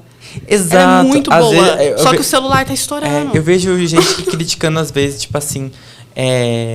Tipo assim, Marina Sena, te amo. Criticaram a Marina Sena esses dias, porque, tipo assim, o áudio dela tava estourado, alguma coisa assim, num show. Gente. Só que, gente, tipo assim, às vezes não é a cantora. Às vezes é o microfone que não é ruim, o áudio não tá bem equalizado. São coisas que fogem, porque às vezes vai fazer uma nota mais alta e o microfone não tá preparado para receber aquilo, vai sair feio. Vai sair feio. Então, assim, não é sempre culpa do artista. Às vezes são culpas... Inclusive, eu sempre beltei, que é esses berrão. Sempre dei, sempre fui fã de Demi Lovato. E eu sempre fiz músicas assim. Eu escrevia músicas em inglês. Antes de escrever em português, eu não tinha coragem de falar em português. Muito doido essa coisa artística que a gente quer falar, mas não quer falar tão diretamente. E aí, quando eu comecei a fazer música em português, se vê as minhas músicas pré-Lilith... Os vocais são ridículos. É besta. Não é nada do que eu gosto de fazer vocalmente por conta dessas questões de microfone. De não saber usar o microfone. Estourava. Eu trabalhava com um produtor que eu sempre falo que eu não gosto. Sinto muito. Foi, assim... Ele foi chato na minha vida. Ele não deixava eu regravar. Então, eu chegava no estúdio. Eu nunca tinha entrado no estúdio. Cheguei no estúdio a primeira vez na minha vida. Cantei uma vez. Aí ele falou, tá bom. Caralho. Falei, não, mas eu não posso tentar de novo, eu não posso experimentar, não posso entender como se usa um microfone, porque o microfone de karaokê e o microfone de estúdio condensador, coisas completamente diferentes. E ele falava, não, eu conserto na master depois. Então eu não dava berrões, eu não fazia nada demais. Que é até engraçado, eu vendo todo mundo com mar. Que as pessoas falam, nossa, eu não sabia que você conseguia cantar desse jeito, fazer essa nota alta nesse berrão. E eu falava, então... Eu sempre fiz, mas eu não consegui gravar. Eu só tô tendo a liberdade e o conhecimento técnico de microfone para gravar agora. E aí antes não tinha. E aí eu acho que gera essa coisa de... Muita gente deve ter me ouvido, deve ter falado, ela não é nada demais. Também por conta do equipamento, que aí é a democratização. Tipo, a gente tem a liberdade, mas ao mesmo tempo não tem acesso. Não tem como você comparar. Eu agora, com o iPhone 15 Pro Max, é o último lançamento, com um microfone de lapela super caro, que comprei não sei aonde, porque agora eu tenho condições, que o meu trabalho me trouxe daqui. Aí vai comparar o meu conteúdo com alguém que começou agora, alguém que tem 15 anos e tem um Samsung, sei lá, não sei se pode falar marca, tem um celular simples e só tem isso. Uhum. Não tem como comparar o nível do conteúdo. Não é que a pessoa é melhor ou pior, é realmente como é que você vai comparar a qualidade do negócio. Quantos anos você já tem de carreira? Ou quanto tempo? De carreira?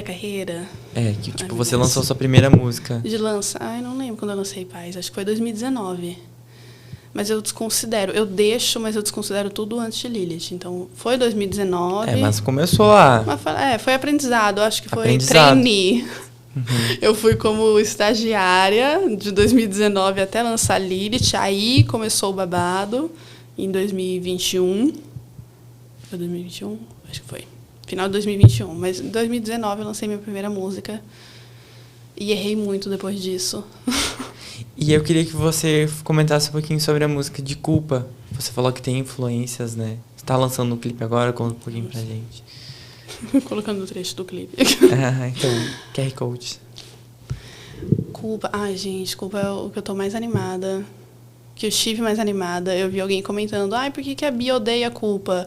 Eu fiquei brava com esse comentário, porque é minha música preferida. E eu sempre falei isso. As pessoas nunca entenderam, mas é a minha música preferida. Eu acho que depois do clipe talvez dê pra entender. Ela finaliza tudo, assim. O álbum, o EP, ele é um caminho e Culpa é a libertação de tudo isso. Começou como Culpa Cristã. Eu comecei numa conversa dessa que eu estava conversando com uma aluna de canto, que era uma querida. Ela era aquela cristã saindo.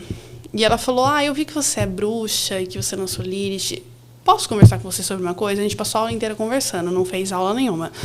E ela falou, eu tenho essas questões, eu tenho essas dúvidas, mas eu tenho medo de assumir que eu estou questionando isso e tá condenando a minha alma para o inferno. E eu falei, gente, eu tava assim. E aí eu vi isso, falei, pera, não sou só eu. Mais pessoas ficam assim, de eu tô começando a questionar, mas eu tenho medo de assumir que eu tô questionando e de coisas ruins acontecerem. E aí veio essa música, Culpa. Eu acho que eu comecei no começo mesmo falando, sua culpa não encaixa mais em mim, dessa liberdade de poder falar, eu tô vivendo uma vida diferente, tudo bem. Amo muito. Você tinha medo do inferno? Pavor, todo mundo tem. Como que... Explica como que era esse medo, de onde que vinha e como que te afetava? Veio da criação. Para mim, o inferno era um fato. Falaram que era, então era um fato. Assim como falam, se você roubar, você vai pra cadeia. Eu tô vendo a cadeia, ela é um fato. Se você fizer tal coisa, você vai pro inferno. É um fato, na minha cabeça era isso. Até eu desprender dessa ideia que o inferno é um conceito. Inclusive, na bruxaria, a gente não acredita em inferno, em diabo, em pecado, em nada disso, porque é um conceito. É até engraçado o povo falar, você pode não acreditar, mas você vai. Tá. Isso é a sua opinião, genuinamente. É muito bom, é um sentimento que eu espero que mais pessoas sintam, que é o sentimento de falarem, você vai pro inferno e você falar, tá. Que é a minha frase preferida dessa música. Eu cantei ela gravando, foi uma alegria. Eu falei, gente, é a melhor frase que eu já cantei na minha vida. Fazer o bem porque eu quero, já que eu vou mesmo pro inferno. Eu adoro essa parte. É muito boa. É tão boa de cantar. Quando você canta do fundo do seu coração, da sua alma, ela é libertadora. Desviados. Essa música é pra vocês, então. Dei muito stream, Culpa. E o clipe sai quando? Dia 21, agora. Se Deus quiser. Deus vai querer. Tiago, se não lançar... Não, já tá... Dia 21 lança. É pra lançar. Dia 21. E aí, pra você, essa música tem um significado especial nesse sentido da culpa. Essa liberdade é o melhor sentimento do mundo. E eu acho uma coisa interessante que nas suas músicas ela me causa uma referência ao gospel, assim, como se fosse uma crítica. Pode, não sei se foi essa a intenção. Não mas sei se foi, mas pode ser. Mas pode ser, porque ela tem uma batida muito envolvente. Eu acho que talvez veio aí do seu subconsciente uma coisa meio gospel, porque eu sinto um pouco isso, e isso é maravilhoso quando a gente usa, assim, as armas deles contra o próprio discurso. Eu não sei se isso foi consciente ou inconsciente, mas eu sinto uma vibe, assim, muito... Tanto em mar, como se fosse uma coisa, assim... Tipo, parece que a igreja toda tá cantando, como se fosse um coral, né? Uma coisa bem... Talvez seja. Eu tenho pra mim que tudo que a gente já ouviu na vida vira uma referência. Gostando ou não. Eu cresci ouvindo músicas da igreja, não tem como. Lembra de alguma?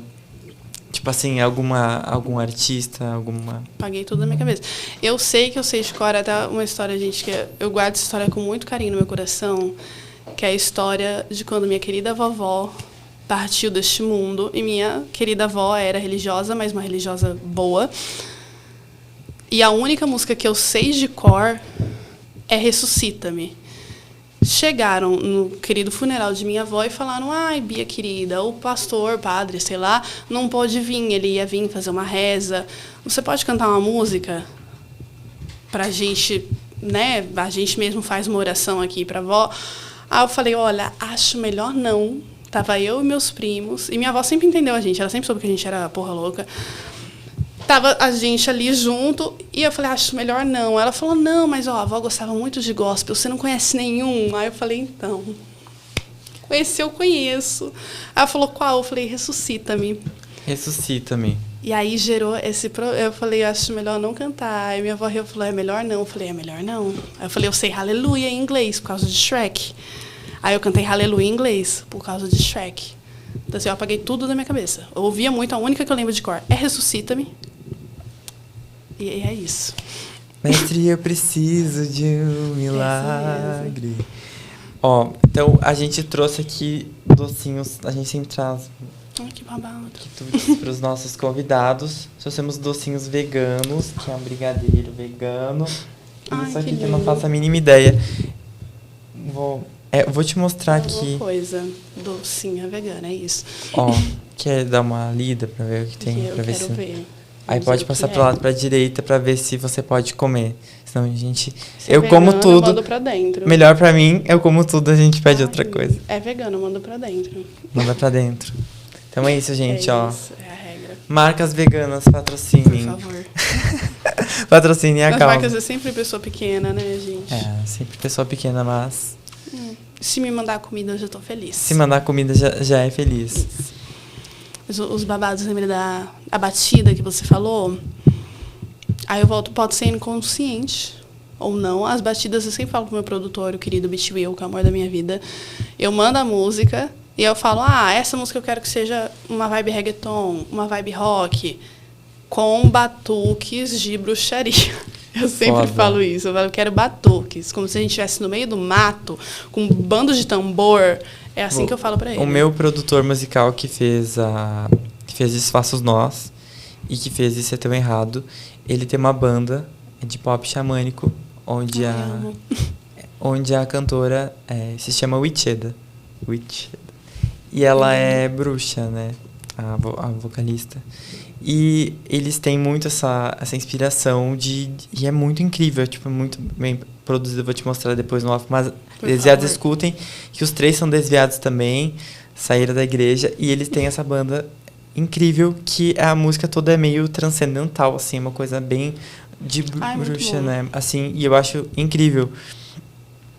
E como é que é o seu processo de produção, assim? Vem a ideia na sua cabeça? Como é que funciona? Eu vou doida possuída. Doida possuída. Doida possuída. Tem 2 tipos, acho, de produção. 3 tipos, vai.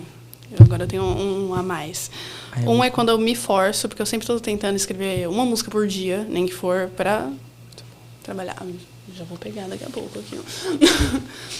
Um é o que eu me forço, e tem muitas músicas, mas que eu nunca vou lançar, porque eu me forcei a escrever essas músicas, e elas são tipo, é legal, mas não é muito. Aí tem um segundo modo, que é...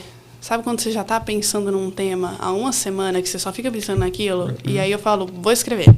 Aí eu sento pensando, vou escrever sobre isso. Ignorância aconteceu isso, que eu já estava pensando no que estava acontecendo. E eu falei, vou escrever sobre isso. E aí nasceu. E o outro é o Louca Possuída, que são minhas músicas preferidas. Alguma coisa acontece que me desencadeia sentimentos que eu não entendo, até escrever a música. Eu corro pro primeiro instrumento que eu vejo e eu vomito a música e ela sai, tipo, em 5 minutos. Eu ligo e eu gravo ela inteira e eu falo, é isso, essa é a música. Piano, violão. O que já apareceu na minha frente. Sabe tocar tudo. Lilith foi isso. Lilith foi uma louca possuída. Mar foi louca possuída também. Isso é e incrível. Culpa também. Uma coisa que sai de dentro. Uhum. Surreal. Mulheres que correm eu já pensei um pouquinho mais, enrolei um pouco mais. Muitas eu tive que pensar, mas essas 3, Mar, Lilith e Culpa, foi... Algo aconteceu, tô louca, eu joguei a música inteira, tá pronta. E é isso, assim. E eu acho que, assim, ó, não criticando quem paga pra compositor, né? Acho que é um mercado muito bom, que tem que investir. quem quiser me pagar... Invistam na BA pra compor as músicas, mas como é legal quando o próprio cantor compõe as próprias músicas, né? Parece que tem um sentimento muito mais profundo. Parece que é uma coisa que sai de dentro. E é surreal, assim, quando o artista, além de cantar, ele também compõe as músicas. Eu acho que é uma coisa muito verdadeira que transmite, né?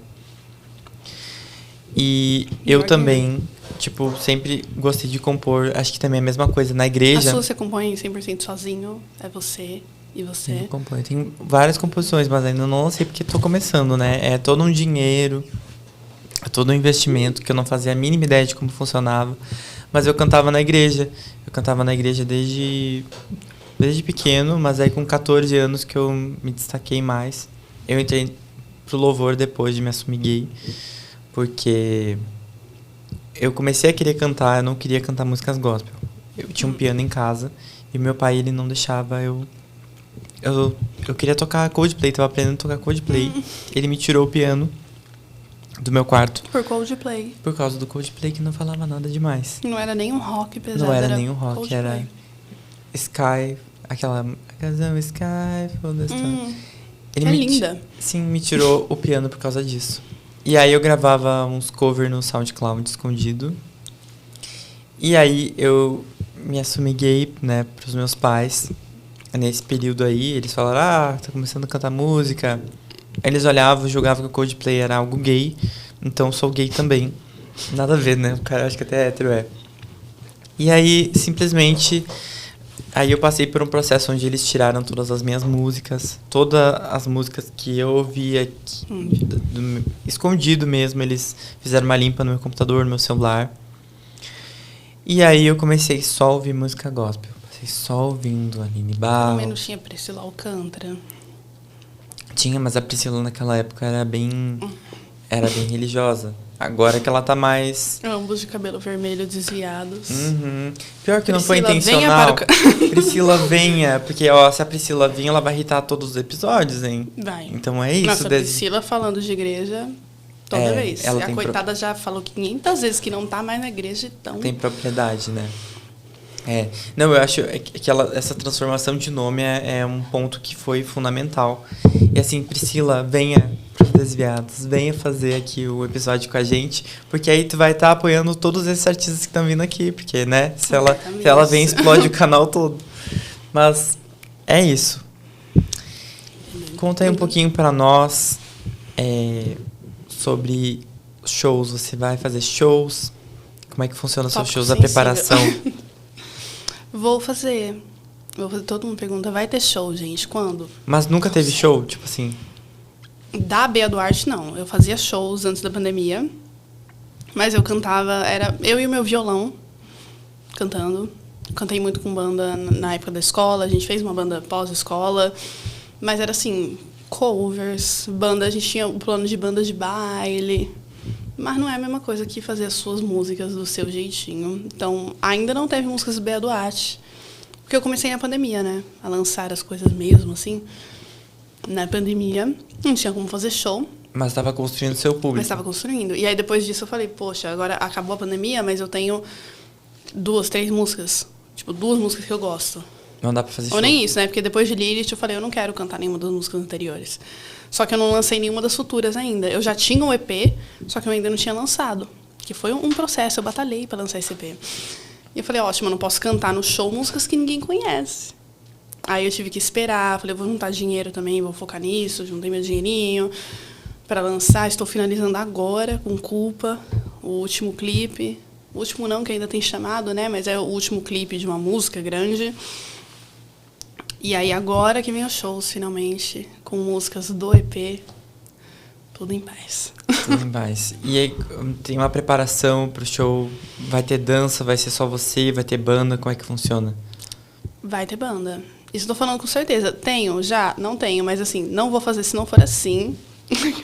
Que é com banda, eu gosto de banda. E banda é caro, né? É caro. Não é nem que eu tenho que pagar. Às vezes tem banda que concorda de falar, não, a gente vai fazer então na porcentagem do show. Tipo, fica pra mim. Só que aí eu tenho que vender ingresso, porque eu tenho que pagar essa banda. Então, se eles vão receber tanto do show, eu tenho que vender tanto. Mas os convites já chegam pra você. Já estão chegando convites de show. É uma coisa que tá partindo de você mais. As duas coisas, estamos chegando junto, assim, falando, eu quero fazer show, e a pessoa falando, eu quero que você faça show. E sim, é que pra fazer show tem que ter música, né? E música que... Sim. Porque daí... E eu quero muito ter banda. Já veio o convite, mas aí era lugar de show, que isso, com todo respeito, mas eu não conseguiria fazer pelo meu bem de saúde mental.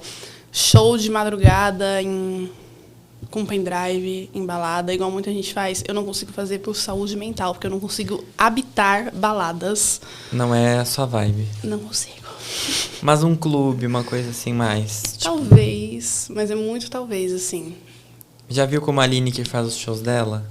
Seria uma vibe mais assim? Eu quero mais teatro. Eu tenho muitos... E aí entra uma questão, já vou avisando aqui. Tenho muitos fãs, muitos, que são neurodivergentes. Eu também sou uma pessoa neurodivergente. E eu sei o quanto eu odeio ir em show. Isso é muito doido. Eu detesto. Eu fui no show do Tim. Eu fui porque ele falou, amiga... Ele me conhece. Ele falou, vai ter um lugarzinho pra você ficar. Eu falei, obrigada. Porque se fosse pra eu ficar, tipo, a noite inteira, com música e luz e tudo acontecendo, eu ia assistir o show dele chorando, eu ia sair odiando ele. Aconteceu com o João, que é meu cantor preferido. Eu fui no show do João e eu falei, vou pista normal, não vou pegar aquelas separadas, eu quero estar pertinho do João. Fui eu, meu querido irmão, meu irmão teve que me proteger a cotoveladas. Porque tava muita gente, assim, em cima. Não tinha ar, basicamente, eu não tava sentindo ar, não tava sentindo vida. Um cara gigantesco começou a me empurrar, me dar cotovelada. Meu irmão viu, ele passou na frente de mim, começou a cotovelar, virou uma briga de cotovelo. Isso antes do show começar. Eu já estava exausta. Falei, gente, eu quero morrer, eu quero sair daqui. Mas eu falei, não, o João vai entrar, vai ficar tudo bem. Não ficou. Uma vez que a minha mente entra nesse estado... E eu entendo, é por isso que eu falo que eu não quero fazer esse tipo de show. Todo mundo amontoado, porque eu tenho muitos fãs que são como eu. E aí eu vou falar, vocês são meus fãs, mas vocês vão ter que ficar horas na fila debaixo do sol, incomodados, para depois entrar em um lugar que não tem lugar sentado, não tem lugar marcado, ficar um amontoado em cima do outro. E aí o João entrou, eu falei, agora eu vou ficar feliz. Eu não conseguia concentrar no show. Eu só conseguia se concentrar enquanto eu estava suada, a gente encostando em mim. Eu saí, eu não conseguia ouvir João por um mês. E eu falei, mano, eu não sei se eu vou conseguir ir de novo no show dele. Por sorte, eu consegui ir em outro show, eu consegui ir numa área longe, assim. E aí eu adorei. Eu falei, mano, o show do João é incrível, é impecável. Mas só porque eu tava bem pra assistir o show. Eu falei, poxa, eu não quero que isso aconteça. De ter fãs meus não gostando de ir no meu show por ser desconfortável. E aí eu prefiro esperar mais... do que falar, eu vou fazer show, vou colocar um pendrive e vou ir numa balada 2h da madrugada, que eu sei que vocês queriam estar dormindo, mas vocês vão estar aqui para assistir meu show, para depois me odiar. Que é isso que eu fico pensando. Aí eu falo, não, vou esperar. É que é uma questão de público, né? É muito Se você fizesse... também. Tem um público que gosta. O meu irmão é essa pessoa doida, ele adora ficar, ele foi no show da Taylor, amor. Eu tudo acho quanto é que... show, ele tá lá. Não sei, mas talvez eu use esse vídeo no futuro pra me criticar, não sei como que vai ser no futuro, mas eu acho que eu gosto de uma coisa... Pra mim, que meu som tem uma coisa de balada, mas que tem uma coisa de teatro também, porque eu tenho dois lados. Eu misturo assim. Os dois, Eu misturo os dois. Eu queria fazer os dois no show. Tem um espacinho pra quem gosta de se muvucar, porque tem quem goste. Não Sim, julgo, é bom. Assim, é eu bom às jamais. Vezes. Mas tem quem goste. Mas como então é que funciona? Eu quero que tenha a muvuquinha e também tem um lugar sentadinho pra quem quiser. E todo mundo fica bem. Se quiser levantar, levanta. Se não quiser, não levanta. Se quiser, bate Minha mãe palma. nunca foi em show. Nunca? Eu sempre insisti. Eu e meu irmão, a gente nunca foi em show antes dos 18. Por quê? Ela não deixava a gente sozinha jamais. Nem que fosse, não, acima de 16 pode. Não, não pode. E acredito Porque ela que achava primeiro... que a gente ia morrer. Acredito que o primeiro show que eu fui foi no TikTok Awards. Não. Porque antes... A vida dos jovens que amam música e nunca foram em shows. O primeiro show que eu fui... E foi uma paulada de show, né? Porque eu vi show da Luísa Sonza, da Ludmilla. Tudo junto. Vi tudo junto. Então, assim, parece que todos os shows que eu nunca tive na minha vida, eu tive no TikTok Awards. Exato. E aí, eu fiquei assim... Cara, porque todos os shows que eu já fui, antes era, tipo assim... Fui show da Aline Barros, Cris Duran, Fernandinho. Sim. Só gente da igreja. Eu nunca tinha conhecido um show fora, né? Tipo assim, com dançarinos. Só que eu sempre amei na pandemia, assim, que foi o momento que eu me assumi como gay e também como agnóstico ateísta. Foi onde eu comecei a me permitir a ver mais shows, né? Viver o mundo. Viver o mundo. Eu vi o show da Ariana Grande completo, assim. E eu fiquei, cara, é muito incrível, eu preciso ir. Tipo, é por isso que as pessoas vão, entendeu? Porque é incrível, é muito legal. Sim. Tá naquela vibe, todo mundo cantando junto, né? Mas tem muito que tá na vibe. Tem que tá na vibe. Eu não vou nem dizer que eu nunca fui. Eu fui em um show. O meu irmão, coitado, ele sempre fala disso. Que ele pegou um ranço tão grande. A época de NX0, quando eles surgiram, eu fui num show que era tipo R$20 no Aramaçã. Quando eles surgiram mesmo, assim. E eu só fui porque eu fui com a minha melhor amiga da época, que minha mãe conhecia há muito tempo, e as nossas famílias eram muito ligadas, e ela falou, olha, vou deixar porque você está indo com ela, e porque eu conheço, porque na cabeça da minha mãe, se você fosse num show, você ia morrer, ponto final, não importa de quem seja. E aí eu fui, e foi numa área que eu estava confortável. Tinha o mezanino, a gente ficou em cima, eu amei. Eu guardei pra sempre uma lembrança que quando eu conhecer o de Ferreira, eu vou lembrar isso dele. Eu vou lembrar, ele nem sabe, mas eu lembro. E o de Ferreiro é ex-crente, eu já falei. De Ferreiro também, tem que vir aqui, gente, porque, se eu não me engano, o de Ferreiro, eu não lembro se ele era Testemunho de Jeová ou Mórmon, mas era uma dessas religiões. E ele passou uma grande parte da infância e adolescência dele. Eu já ouvi em um podcast que ele deu uma breve. E foi muito engraçado a forma que ele falou que ele pregava pras pessoas, uma coisa assim. Eu queria muito que ele viesse aqui pra contar. Vem aqui, vem contar pra gente. Eu lembro quando ficou um silencião e eu berrei de Ferreira, eu te amo, e ele berrou de volta, te amo também. Eu falei, poxa, guardei na vida. O de Ferreira me ama. Fodástico. Ele não lembra, mas ele me ama. Mas foi o único que eu fui. E aí, depois dos 18 que eu comecei em show. Aí teve um show da Ed Sheeran que eu fui, que também foi o mesmo inferno. Gente cotovelando. Não consegui mais ouvir a Ed Sheeran. Ainda não perdoei a Ed Sheeran por isso. Nem é culpa dele, mas foi triste. Mas quando você tá na vibe é maravilhoso. Eu vi o show do Demi Lovato no The Town. Só que eu fiquei lá no fundo, falei, vou ficar em paz. Foi incrível. Mesmo de longe. Quando você tá na vibe... E como é que é pra você ser uma pessoa neurodivergente? O que isso significa? Pra quem não entende. É maravilhoso, é horrível. Pra quem não entende, pra quem não conhece. Pra quem não entende. O mundo, ele é... Eu não sei, eu falo, o mundo é diferente, mas ao mesmo tempo eu nunca conheci outro mundo.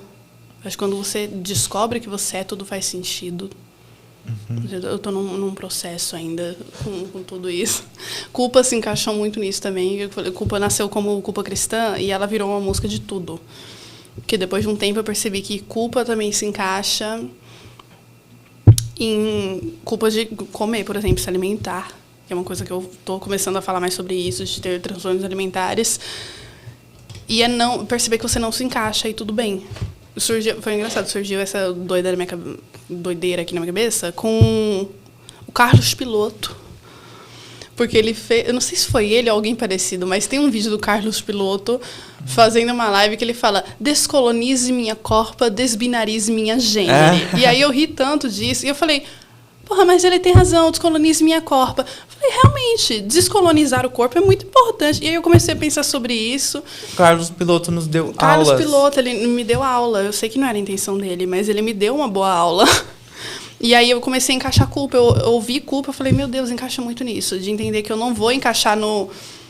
Não quero me encaixar nesse padrãozinho europeu. Então, tipo, eu tô me livrando da culpa em ser quem eu sou, em comer o que eu quero comer, que tem esse terrorismo nutricional. E aí virou culpa disso. Junto com a culpa cristã, junto com a culpa de ser LGBT, de rezar para tentar não ser e não tem como fazer isso.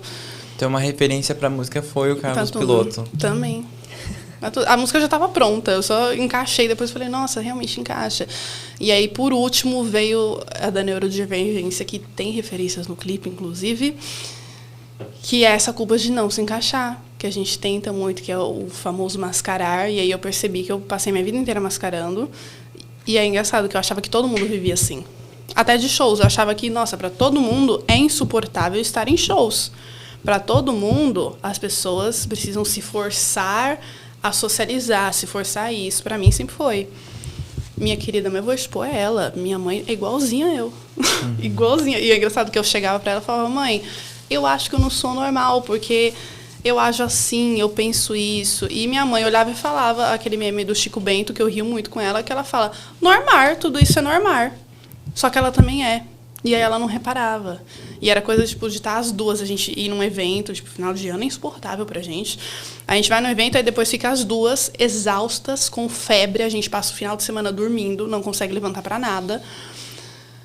Febre social, assim. E aí eu falava, nossa, isso é normal? E minha mãe falava, normal, sempre tive. E aí depois que eu fui falar com a psicóloga, ela falou, então, não é normal, nem você nem sua mãe, não é normal. Eu falei, entendi, então tudo fez sentido.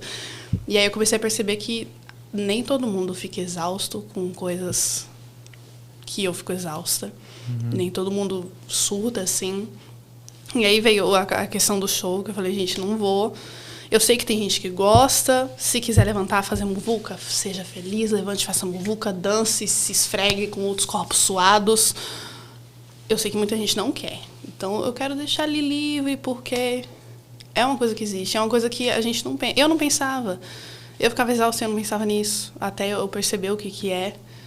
Não é uma coisa que... Eu imagino que vocês em casa, todo mundo, não passe o dia pensando, nossa, será que se eu sentar no ônibus encostando o braço na pessoa do lado, essa pessoa vai estar querendo se jogar para fora do ônibus por causa disso? Ninguém pensa nisso. Mas é uma coisa que existe, porque parece que tá... Não sei explicar. Assim. Mas é doido. A gente vive uma vida achando que tudo é normal e depois descobre que não é. E eu tô muito mais em paz também, porque agora eu tô me respeitando. É a melhor coisa do mundo. E você acha que tem algum resquício da religião que afetou sua adolescência ou sua trajetória? O que você acha que... Ou não um ponto, mas vários. Pode citar alguns. Eu acho que continua afetando todos os dias, na verdade. Até a questão do medo. Tem tanta gente que fala que às vezes eu me pego pensando num subconsciente, falando, nossa, realmente, se você for pro inferno por causa disso. E eu falo, mano, eu nem acredito nisso. E fica todos os dias. Lançar música no geral. Culpa, eu passei mal de novo. Apesar de eu já ter feito vários clipes desde Lilith, e eu não passei mais mal em outros clipes. Só que quando chegou no dia de Culpa, 3 dias antes, eu fiquei sem comer durante 3 dias, passando mal, muito mal, no hospital. Eu fui 2 dias seguidos pro hospital e entrei em desespero. Eu falei, gente, eu não posso passar mal. Já tá tudo alugado, já tá toda a equipe pronta. O meu amigo, o Luca, veio do Rio de Janeiro para fazer esse clipe. Eu não posso mandar ele voltar e vir de novo. E eu passei mal, e aí eu percebi que também era passando mal por o que eu tô fazendo, sabe? É muito pesado o que eu tô falando aqui, o que eu tô mostrando. A gente gravou o clipe, depois que eu vi as cenas do clipe, eu falei, meu Deus. E dá aquele medinho, que é um medo que se não existisse essa religião botada no meu cérebro, eu não estaria com esse medo.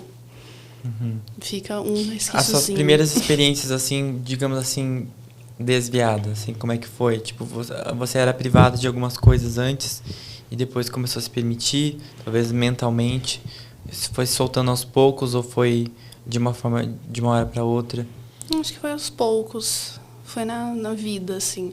Você falou das músicas. Eu não escondia minhas músicas, mas eu tive uma vantagem. Digo isso sem o menor respeito. O meu pai é burro. E eu ouvia músicas do mundo que eu mentia para ele. Que ele perguntava, às vezes era música super pesada, às vezes era música falando mal de pai, só que eu cantava muito em inglês. As minhas músicas eram em inglês. E ele não sabia o que eu estava cantando. E eu falava, é uma música muito bonita, que fala disso, disso, disso. E ele não pesquisava, ele aceitava. Então, eu não tive que me privar, mas eu tinha que ir mentindo para ir fingindo que, é música de Deus, você sempre escreveu uma música para Deus. E ele cobrava isso quando eu escrevia música, ele falava, tem que escrever uma música para Deus. Eu falava, não, mas essa aqui é. Inventava ali, na hora.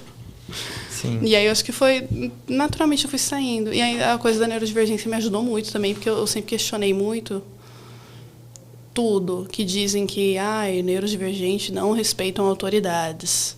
Não é nem que a gente não respeita, a gente não entende. Eu, pelo menos, digo por mim, não digo por todo mundo. Eu não entendo muito figuras de autoridade. Então, chegou um momento da minha vida que é normal você perguntar por que o mundo é o mundo.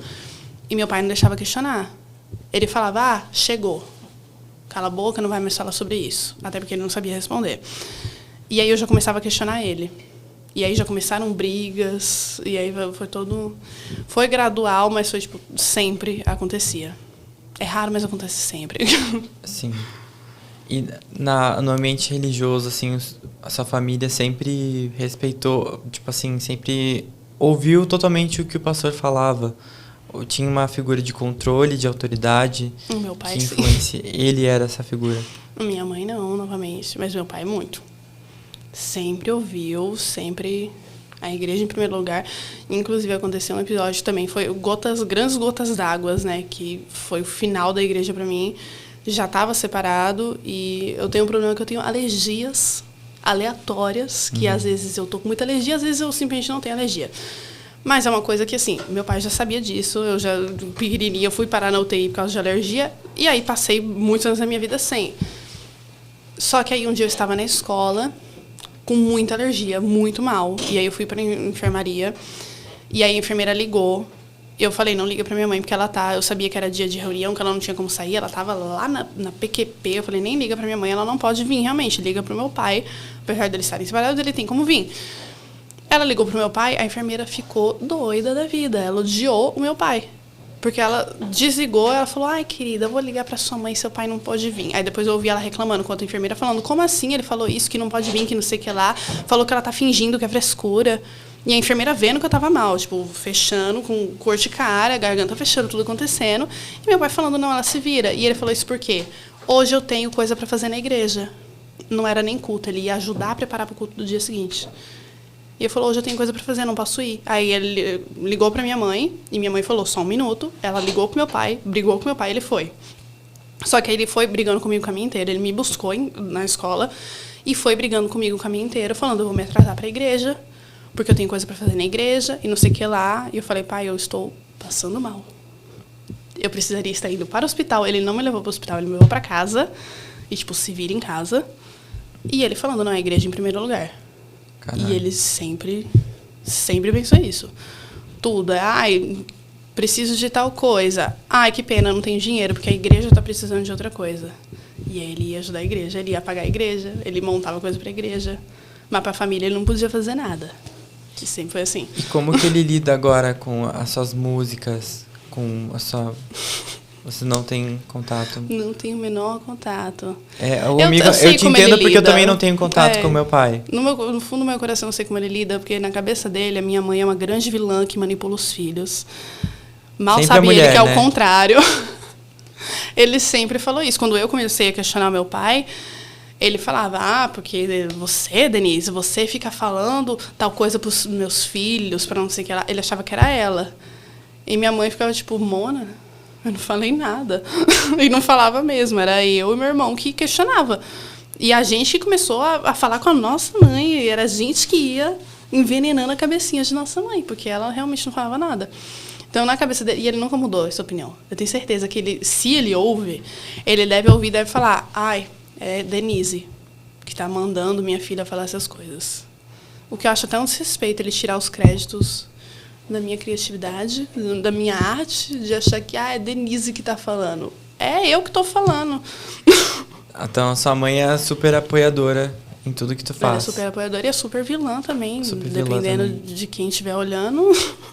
E quando você fala assim para as pessoas, eu sou bruxa, como é que é a reação? Tipo assim, não quem conhece você do conteúdo. Digamos que uma pessoa não te conhece em algum outro lugar. É sempre horrível. Como que... É a mesma reação do povo rir e falar, ela acha que é bruxa, que é cacá. E eu falo, amor, o que você entende por bruxaria? E aí, geralmente, você acha que você consegue fazer magia e não sei o que lá. E eu falo, não. Tem gente que comenta isso quando eu falo que eu sou bruxa, tem gente que vai lá e comenta, ela assistiu Harry Potter demais. E eu falo, primeiramente, Não assiste a transfóbica. Segundamente, Harry Potter não tem nada a ver com bruxaria, gente. É uma história, assim... A mulher foi lá, pegou um monte de palavra em latim e falou, ai, pronto, o universo bruxo. Isso não é bruxaria. Bruxaria é... saúde. Para. Para a gravação. Engasguei, Nesse gente, momento. viu? A bruxaria tá funcionando. A bruxaria tá funcionando. Por falar Tem em muita bruxa- gente que fala isso, de, é Harry Potter. Eu falo, gente, não é Harry Potter, não tem nada a ver. E aí eu explico que é bruxaria. E aí tem os que continuam afirmando que, é macumba, você está possuída pelo demônio, Satanás. Aham. Ah, é bizarro, E aí né? eu abro mão. Uma coisa que eu fico pensando é que as pessoas, elas têm muito preconceito com isso. Porque eu sempre ouvi que bruxaria é demônio. Tipo assim, minha família nunca permitiu que eu visse nada que era Nem de Harry bruxa. Potter, né? Nem Harry Eu Potter, tive que era uma uma tia, não coisa... sei nem qual tia que foi, a tia que jogou, na época já fui fã de Harry Potter, assumo, no passado, antes de qualquer coisa. E eu nunca tive os livros, eu sempre queria, mas era muito caro comprar aquele box, e uma tia tinha todos os livros, ela se converteu, jogou tudo no lixo. Nossa, eu falei, eu isso... não tô acreditando, e eu desesperada, e minha mãe falando, ela jogou no lixo. Sim. Eu falei, no lixo, mãe. Sabia que quando minha mãe entrou pra igreja, falaram pra ela que os discos dela tinham discos de vinil, né? Que era, não sei se era do Michael Jackson, do Elvis e do grupo ABBA. Do ABBA. E simplesmente o pastor entrou na cabeça dela, numa pregação, e ela quebrou todos os discos, que hoje valeriam uma nota, que eram originais. Eu fico pensando, Deus me pediu pra fazer isso, gente. Deus tá te pedindo pra se abster de qualquer tipo de cultura. Basicamente. Isso é a maior pura lavagem cerebral, é a pessoa, né, se restringir a único tipo de cultura que é o que eles estão pregando. Sair da sociedade. Inclusive, você falou, lembrei de um que eu acho um caso muito engraçado e muito bom, que é... Saúde, novamente. Juntando o caso Liquitique, teve uma mulher que faz conteúdo crente, que ela fez um vídeo que foi um ataque, ao mesmo tempo eu agradeci. Ela fez o vídeo falando, tomem cuidado com o que vocês escutam. A Ingrid? Não ouçam rádio. Nem sei quem foi. Mas foi a mulher falando, não ouçam rádio, porque vocês acham que uma música não tem nada demais, né? Essas músicas do mundo. Mas escuta isso aqui, você liga a rádio e tá tocando Cláudia Leite. E aí tocou Liquitique. Vocês acham que isso não tem nada demais? Pois saibam que, na verdade, ela está referenciando Lilith, uma demônia, não sei o que lá, e botou minha música. Caralho. Ela basicamente chegou e falou, Cláudia Leite pegou Lilith e transformou em outra música para vocês ouvirem Lilith. Viu? Eu falei, obrigada, acho, você foi tentar me Obrigado. criticar, mas você me apoiou. Eu até compartilhei esse vídeo e falei, gente, essa é a crítica mais boa comigo que eu já ouvi. Foi isso, assim. E ela falou, não ouçam músicas. Era o conteúdo, não ouçam músicas do mundo, porque você pode estar ouvindo Cláudia Leite, na verdade está ouvindo o demônio Lilith. Nossa, uma vez agora me desbloqueou a memória. Quando eu era pequeno, eu tinha aula de música no colégio, né? Era a disciplina de música. E aí, tinha uma música, acho que era da Cláudia Leite, não. Desculpa, Cláudia Ivete, Leite pelo já amor tem de Deus, me 50 perdoa. anos. Ivete, me perdoa. É que o meu pai, quando ele tinha 10 anos, ele já ouvia Cláudia Leite. Não é. Beveta. A do gente. anjo caído, porque eu adoro as teorias dessa. A minha sorte grande foi você cair do céu, que falam que é Essa sobre aí. Satanás. Ponto. Essa música aí. Então, na minha aula de música, a gente Ivete. ia se apresentar no final do ano. E aí, simplesmente era essa música. É a mulher, a professora com aquele radinho, assim, né, de professor de inglês. Aí ela com aquele radinho, ela botou lá. Ela, poeira, as criançadas. Levantou poeira. Levantou E poeira tinha que quando cantar. quem caiu do céu. Gente, e tinha que cantar aquela música aí. Era ensaio da música. E tinha que desenhar. Tá? Então o trabalho era isso, que ia fazer cartazes que enquanto nós estivéssemos se apresentando, os cartazes iriam estar lá sobre a música. Beleza. Aí, o meu pai recebeu a lição de casa, aquele livro, né, que não sei como é que funciona, tinha um livrinho que passava tudo que tinha tido em aula, e aí falou o quê? Levantou poeira da Ivete Sangalo. Pra quê? Meu pai, pastor, que é... Quase infartando. Chegou e foi na diretoria e falou assim, como assim essa música? Vai contra os princípios que eu ensino pro meu filho, não sei o quê. E eu assim, tudo bem, não tem problema nenhum essa música. Tipo, não tá falando nada demais. Eu já pequenininho ali com 8 anos.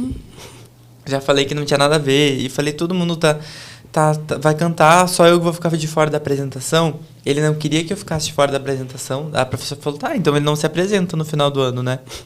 Ele falou, não, quero que meu filho se apresente, vocês vão ter que mudar a música. Então meu pai quis que mudasse a música. Bom, no fim, como é que funciona? Meu pai falou assim, não, tu vai lá, vai se apresentar, mas tu não vai cantar.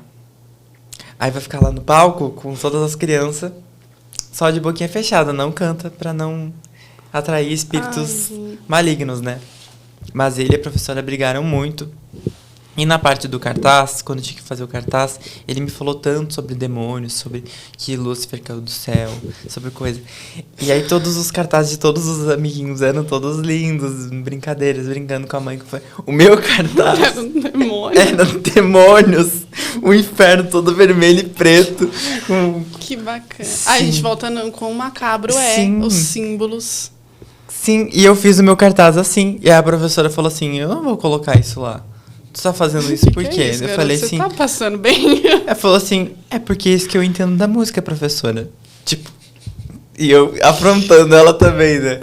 Ai, gente, daí... Gente, se eu fosse sua professora, eu ia chorar, eu ia rir. Sim, mas é que eu tava sendo lavada em casa. Eu só tava representando aquilo que me passaram, né? Sobre o que significava.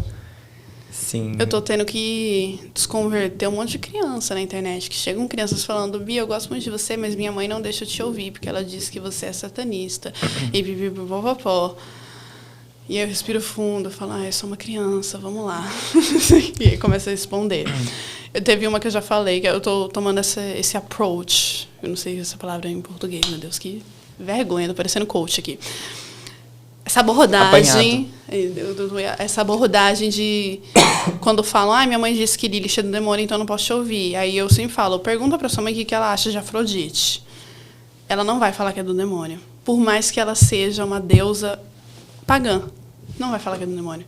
Lilith é a mesma coisa. Ela só é uma deusa diferente. Afrodite é a deusa do amor e da beleza. Lilith é uma das deusas da lua negra. Isso não é uma coisa ruim. E é verdade que ela foi a primeira mulher de Adão? Roubaram, tudo roubam. Tudo o cristianismo Você rouba. acredita em Adão e Eva, que teve uma criação de um Deus? Jamais. Não acredito.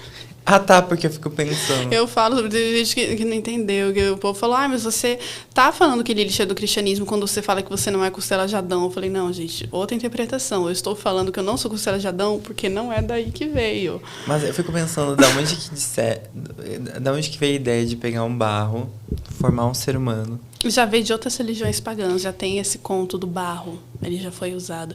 O cristianismo, se você pegar mesmo assim, começar a pegar outras religiões anteriores, sobra 10% de coisa original ali no meio.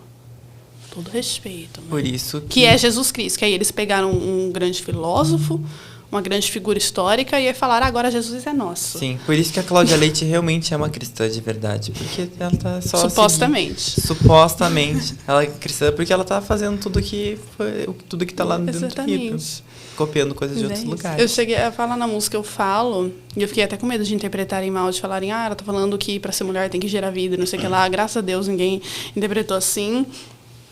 Nossa, que é quando agora... eu falo, mulher, tu gera vida muito antes de qualquer barro aprender a caminhar. Eu não estou falando, mulher gera vida. Eu estou falando, Lilith surgiu muito antes de qualquer barro caminhar. Ou seja, antes dessa historinha do barro, Lilith já existia. Ela faz parte da antiga religião. A bruxaria é a primeira religião do mundo. Todos os relatos, aquelas figuras de Vênus, lá do princípio da humanidade, é a bruxaria. É a antiga religião, surgiu dali. E acreditava nessa figura deusa-mãe. Eu falo muito sobre a deusa-mãe, é isso que era o gerar vida, é apagar a deusa-mãe. Isso também fala muito na história da bruxaria. Como chegou esse deus-homem, esse único deus, e falou, eu sou o único deus, que se for pesquisar assim, religiões abraânicas, como você diz, são religiões que olham um único deus. E é bizarro, porque a partir do momento que você fala que ele é o único, nenhum outro pode existir. Você tem que destruir ou tomar para si, que é o que fizeram com o Natal, com a Páscoa, várias tradições pagãs. E aí fizeram isso com a deusa-mãe. que na bruxaria a gente tem a deusa mãe, ela gera vida, e aí tem o deus cornífero, que é o da morte, não é uma coisa ruim. E Virgem Maria não vem um pouco dessa ideia de Deus? Ela gerou também. Inclusive, surgiu um hate da Virgem Maria agora. Não sei se você está acompanhando. Vídeo do TikTok. Surgiu um hate. Agora as pessoas odeiam a Virgem Maria. Os católicos não, né? Tem os católicos que gostam da Virgem Maria, incrível, icônica, adoro Maria. Mas os evangélicos na internet começaram a falar contra, porque, tá adorando. Mas isso aí sempre... E não pode adorar Maria e tá com pedra na Maria, sendo que é mãe de Jesus. Agora eu vou contar um babado. Na minha igreja acontecia, não vou citar nomes, mas na minha igreja acontecia. Não vou citar nomes, mas acontecia uma coisa horrível. Quando uma pessoa se convertia e ela era católica... Ela tinha que quebrar tudo. Ela tinha que quebrar tudo. Então a pessoa levava, tinha um dia assim, tipo, um domingo de manhã. Todo mundo levava santos, levavam entidades da Umbanda ou de bruxaria, de qualquer tipo de coisa, de outro tipo de religião, de budismo até, pelo amor de Deus. De hinduísmo, elefantes, enfim.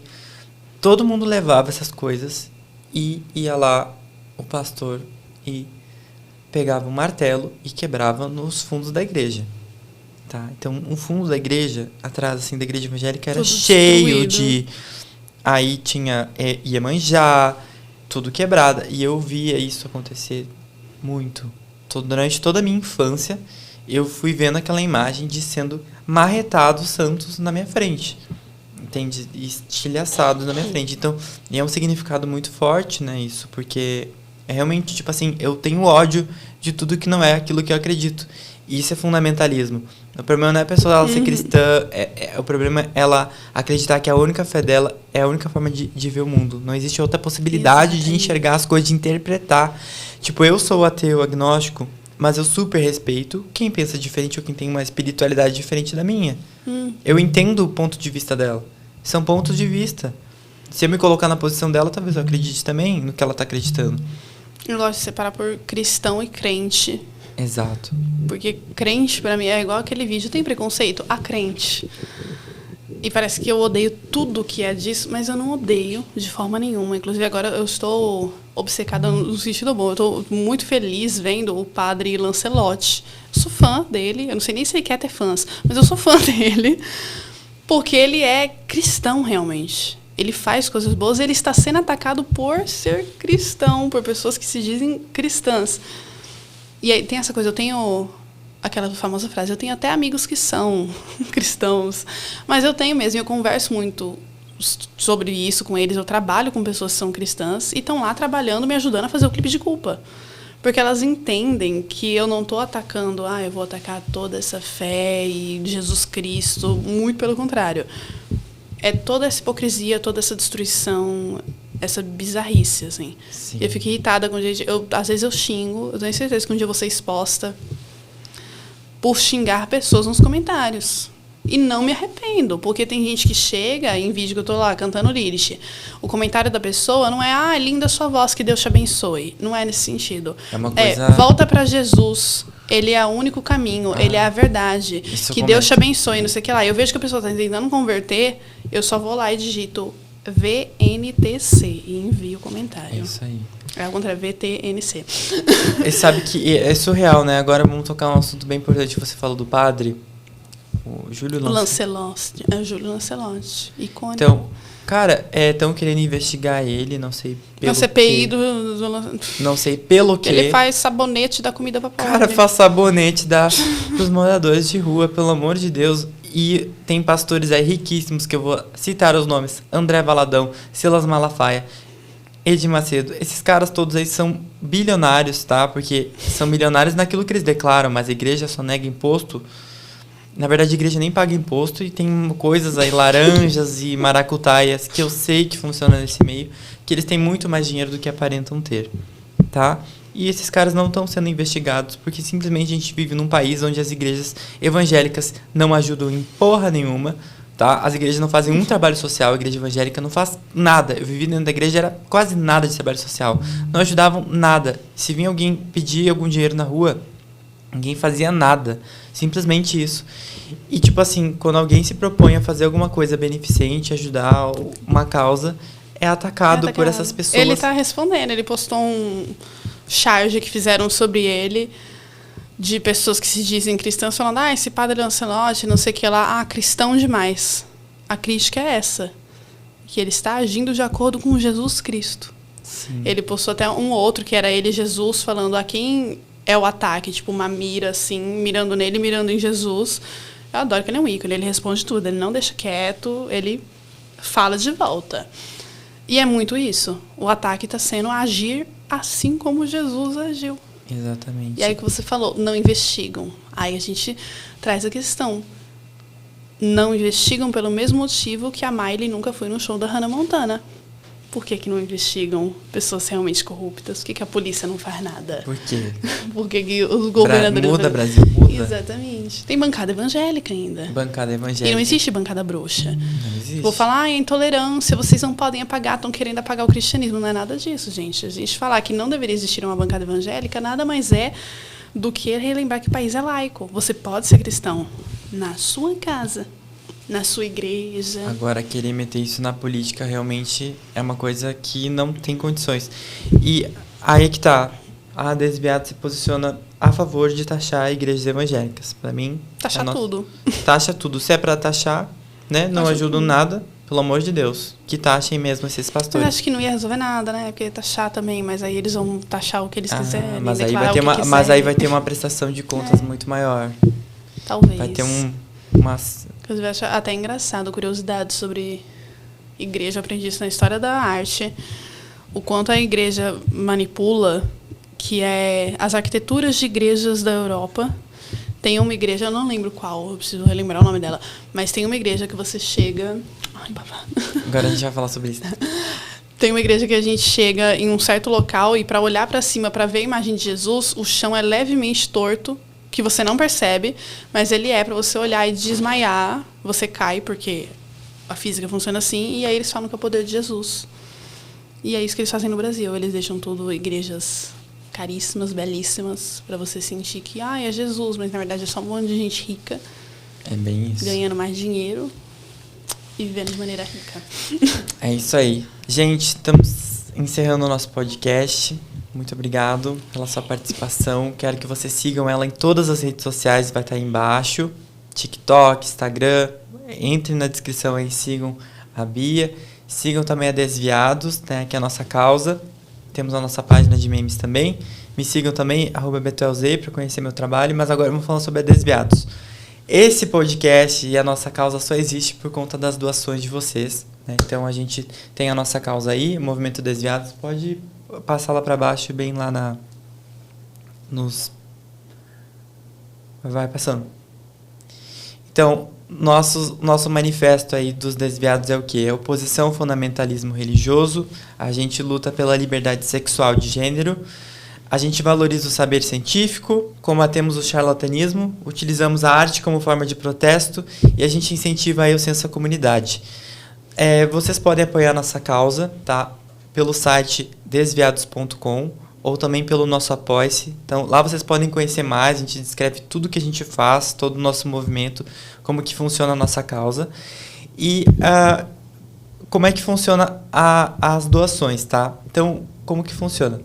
Com o apoio de vocês, a gente vai estar reinvestindo aqui no podcast para trazer mais convidados, trazer mais conteúdos para vocês, para que toda essa estrutura funcione, para que as pessoas que trabalham, os custos da equipe, do espaço, né, e todo mundo que está envolvido consiga, né, ter o seu mantimento, equipamentos, materiais de trabalho. Parte dos investimentos também vai para ajuda psicológica, né, para pessoas que tiveram um trauma religioso. Nós temos psicólogos qualificados que são da comunidade também, porque a gente sabe que é um tema muito específico que precisa ter uma capacitação para isso. Então, nossos psicólogos aí que vão estar ajudando essas pessoas em situação de vulnerabilidade socioeconômica são preparados para isso. E também parte dos investimentos vão para lares de acolhimento, né? Então, nós sempre doamos aí para casas que acolhem LGBTs, que vou chutar, mas assim, a maior parte com certeza é por conta do fundamentalismo religioso, por viver em lares aí onde vivem uma coisa muito fundamentalista, né? Então a gente faz esse apoio à nossa causa. Então, com vocês a gente consegue fazer com que isso chegue cada vez mais longe, que pelos podcasts as pessoas entendam a gravidade, a profundidade do problema e que a gente consiga aí mais doações para realmente agir de forma ativa, né? Então é isso, vocês podem entrar lá no site, conhecer a nossa causa e vocês podem apoiar. Também estamos abertos a patrocinadores que simpatizem com a nossa causa, que queiram apoiar. Estamos aí abertos, estamos iniciando o nosso podcast, mas estamos nos movimentando cada vez mais. Mas vocês podem aí, a gente começou nossa vaquinha no último episódio, já temos 18 pessoas apoiando. Nossa meta aí é R$1.000, tá? A primeira. Então, por favor, gente, vamos fazer R$1.000. É fichinha pra vocês, né? Se vocês se empenharem, é uma causa séria. Se vocês gostam do nosso trabalho, vamos apoiar. Outra coisa é... Se inscrevam no canal, tá? Vocês podem se inscrever no canal. O meu assessor fica me mandando informações aqui. Se inscrevam no canal, ativem o sininho, acompanhem a Desviados em todas as redes sociais. E é isso, Bia. Quer dar uma palavra pro pessoal? Que dias estamos? Hoje é dia 15. Tá. Mas não vai lançar hoje, então só fala o dia do teu clipe. Dia 21. Se você estiver vendo antes ou depois, que, né, vai estar aí disponível. Se você estiver vendo depois, o clipe já lançou do dia 21 de janeiro. Culpa, que é um clipe pesado, com cenas pesadas. Muito sobre fundamentalismo religioso. Tem muitas referências que, assim, assistam. Eu recomendei para uma pessoa que fez um comentário super triste, falando que estava se abdicando de si mesmo porque amava muito a Deus. E eu falei, não faça isso. E ele falou, sou gay não praticante há 7 meses. Eu falei, amor... Caralho, não praticante. Eu fiquei em pânico vendo aquilo. E eu falei pra ele, eu de verdade, sou falei, gente, o que eu não posso fazer é praticante há uns hétero não 4 praticante. anos. Eu sou hétero não praticante a vida inteira.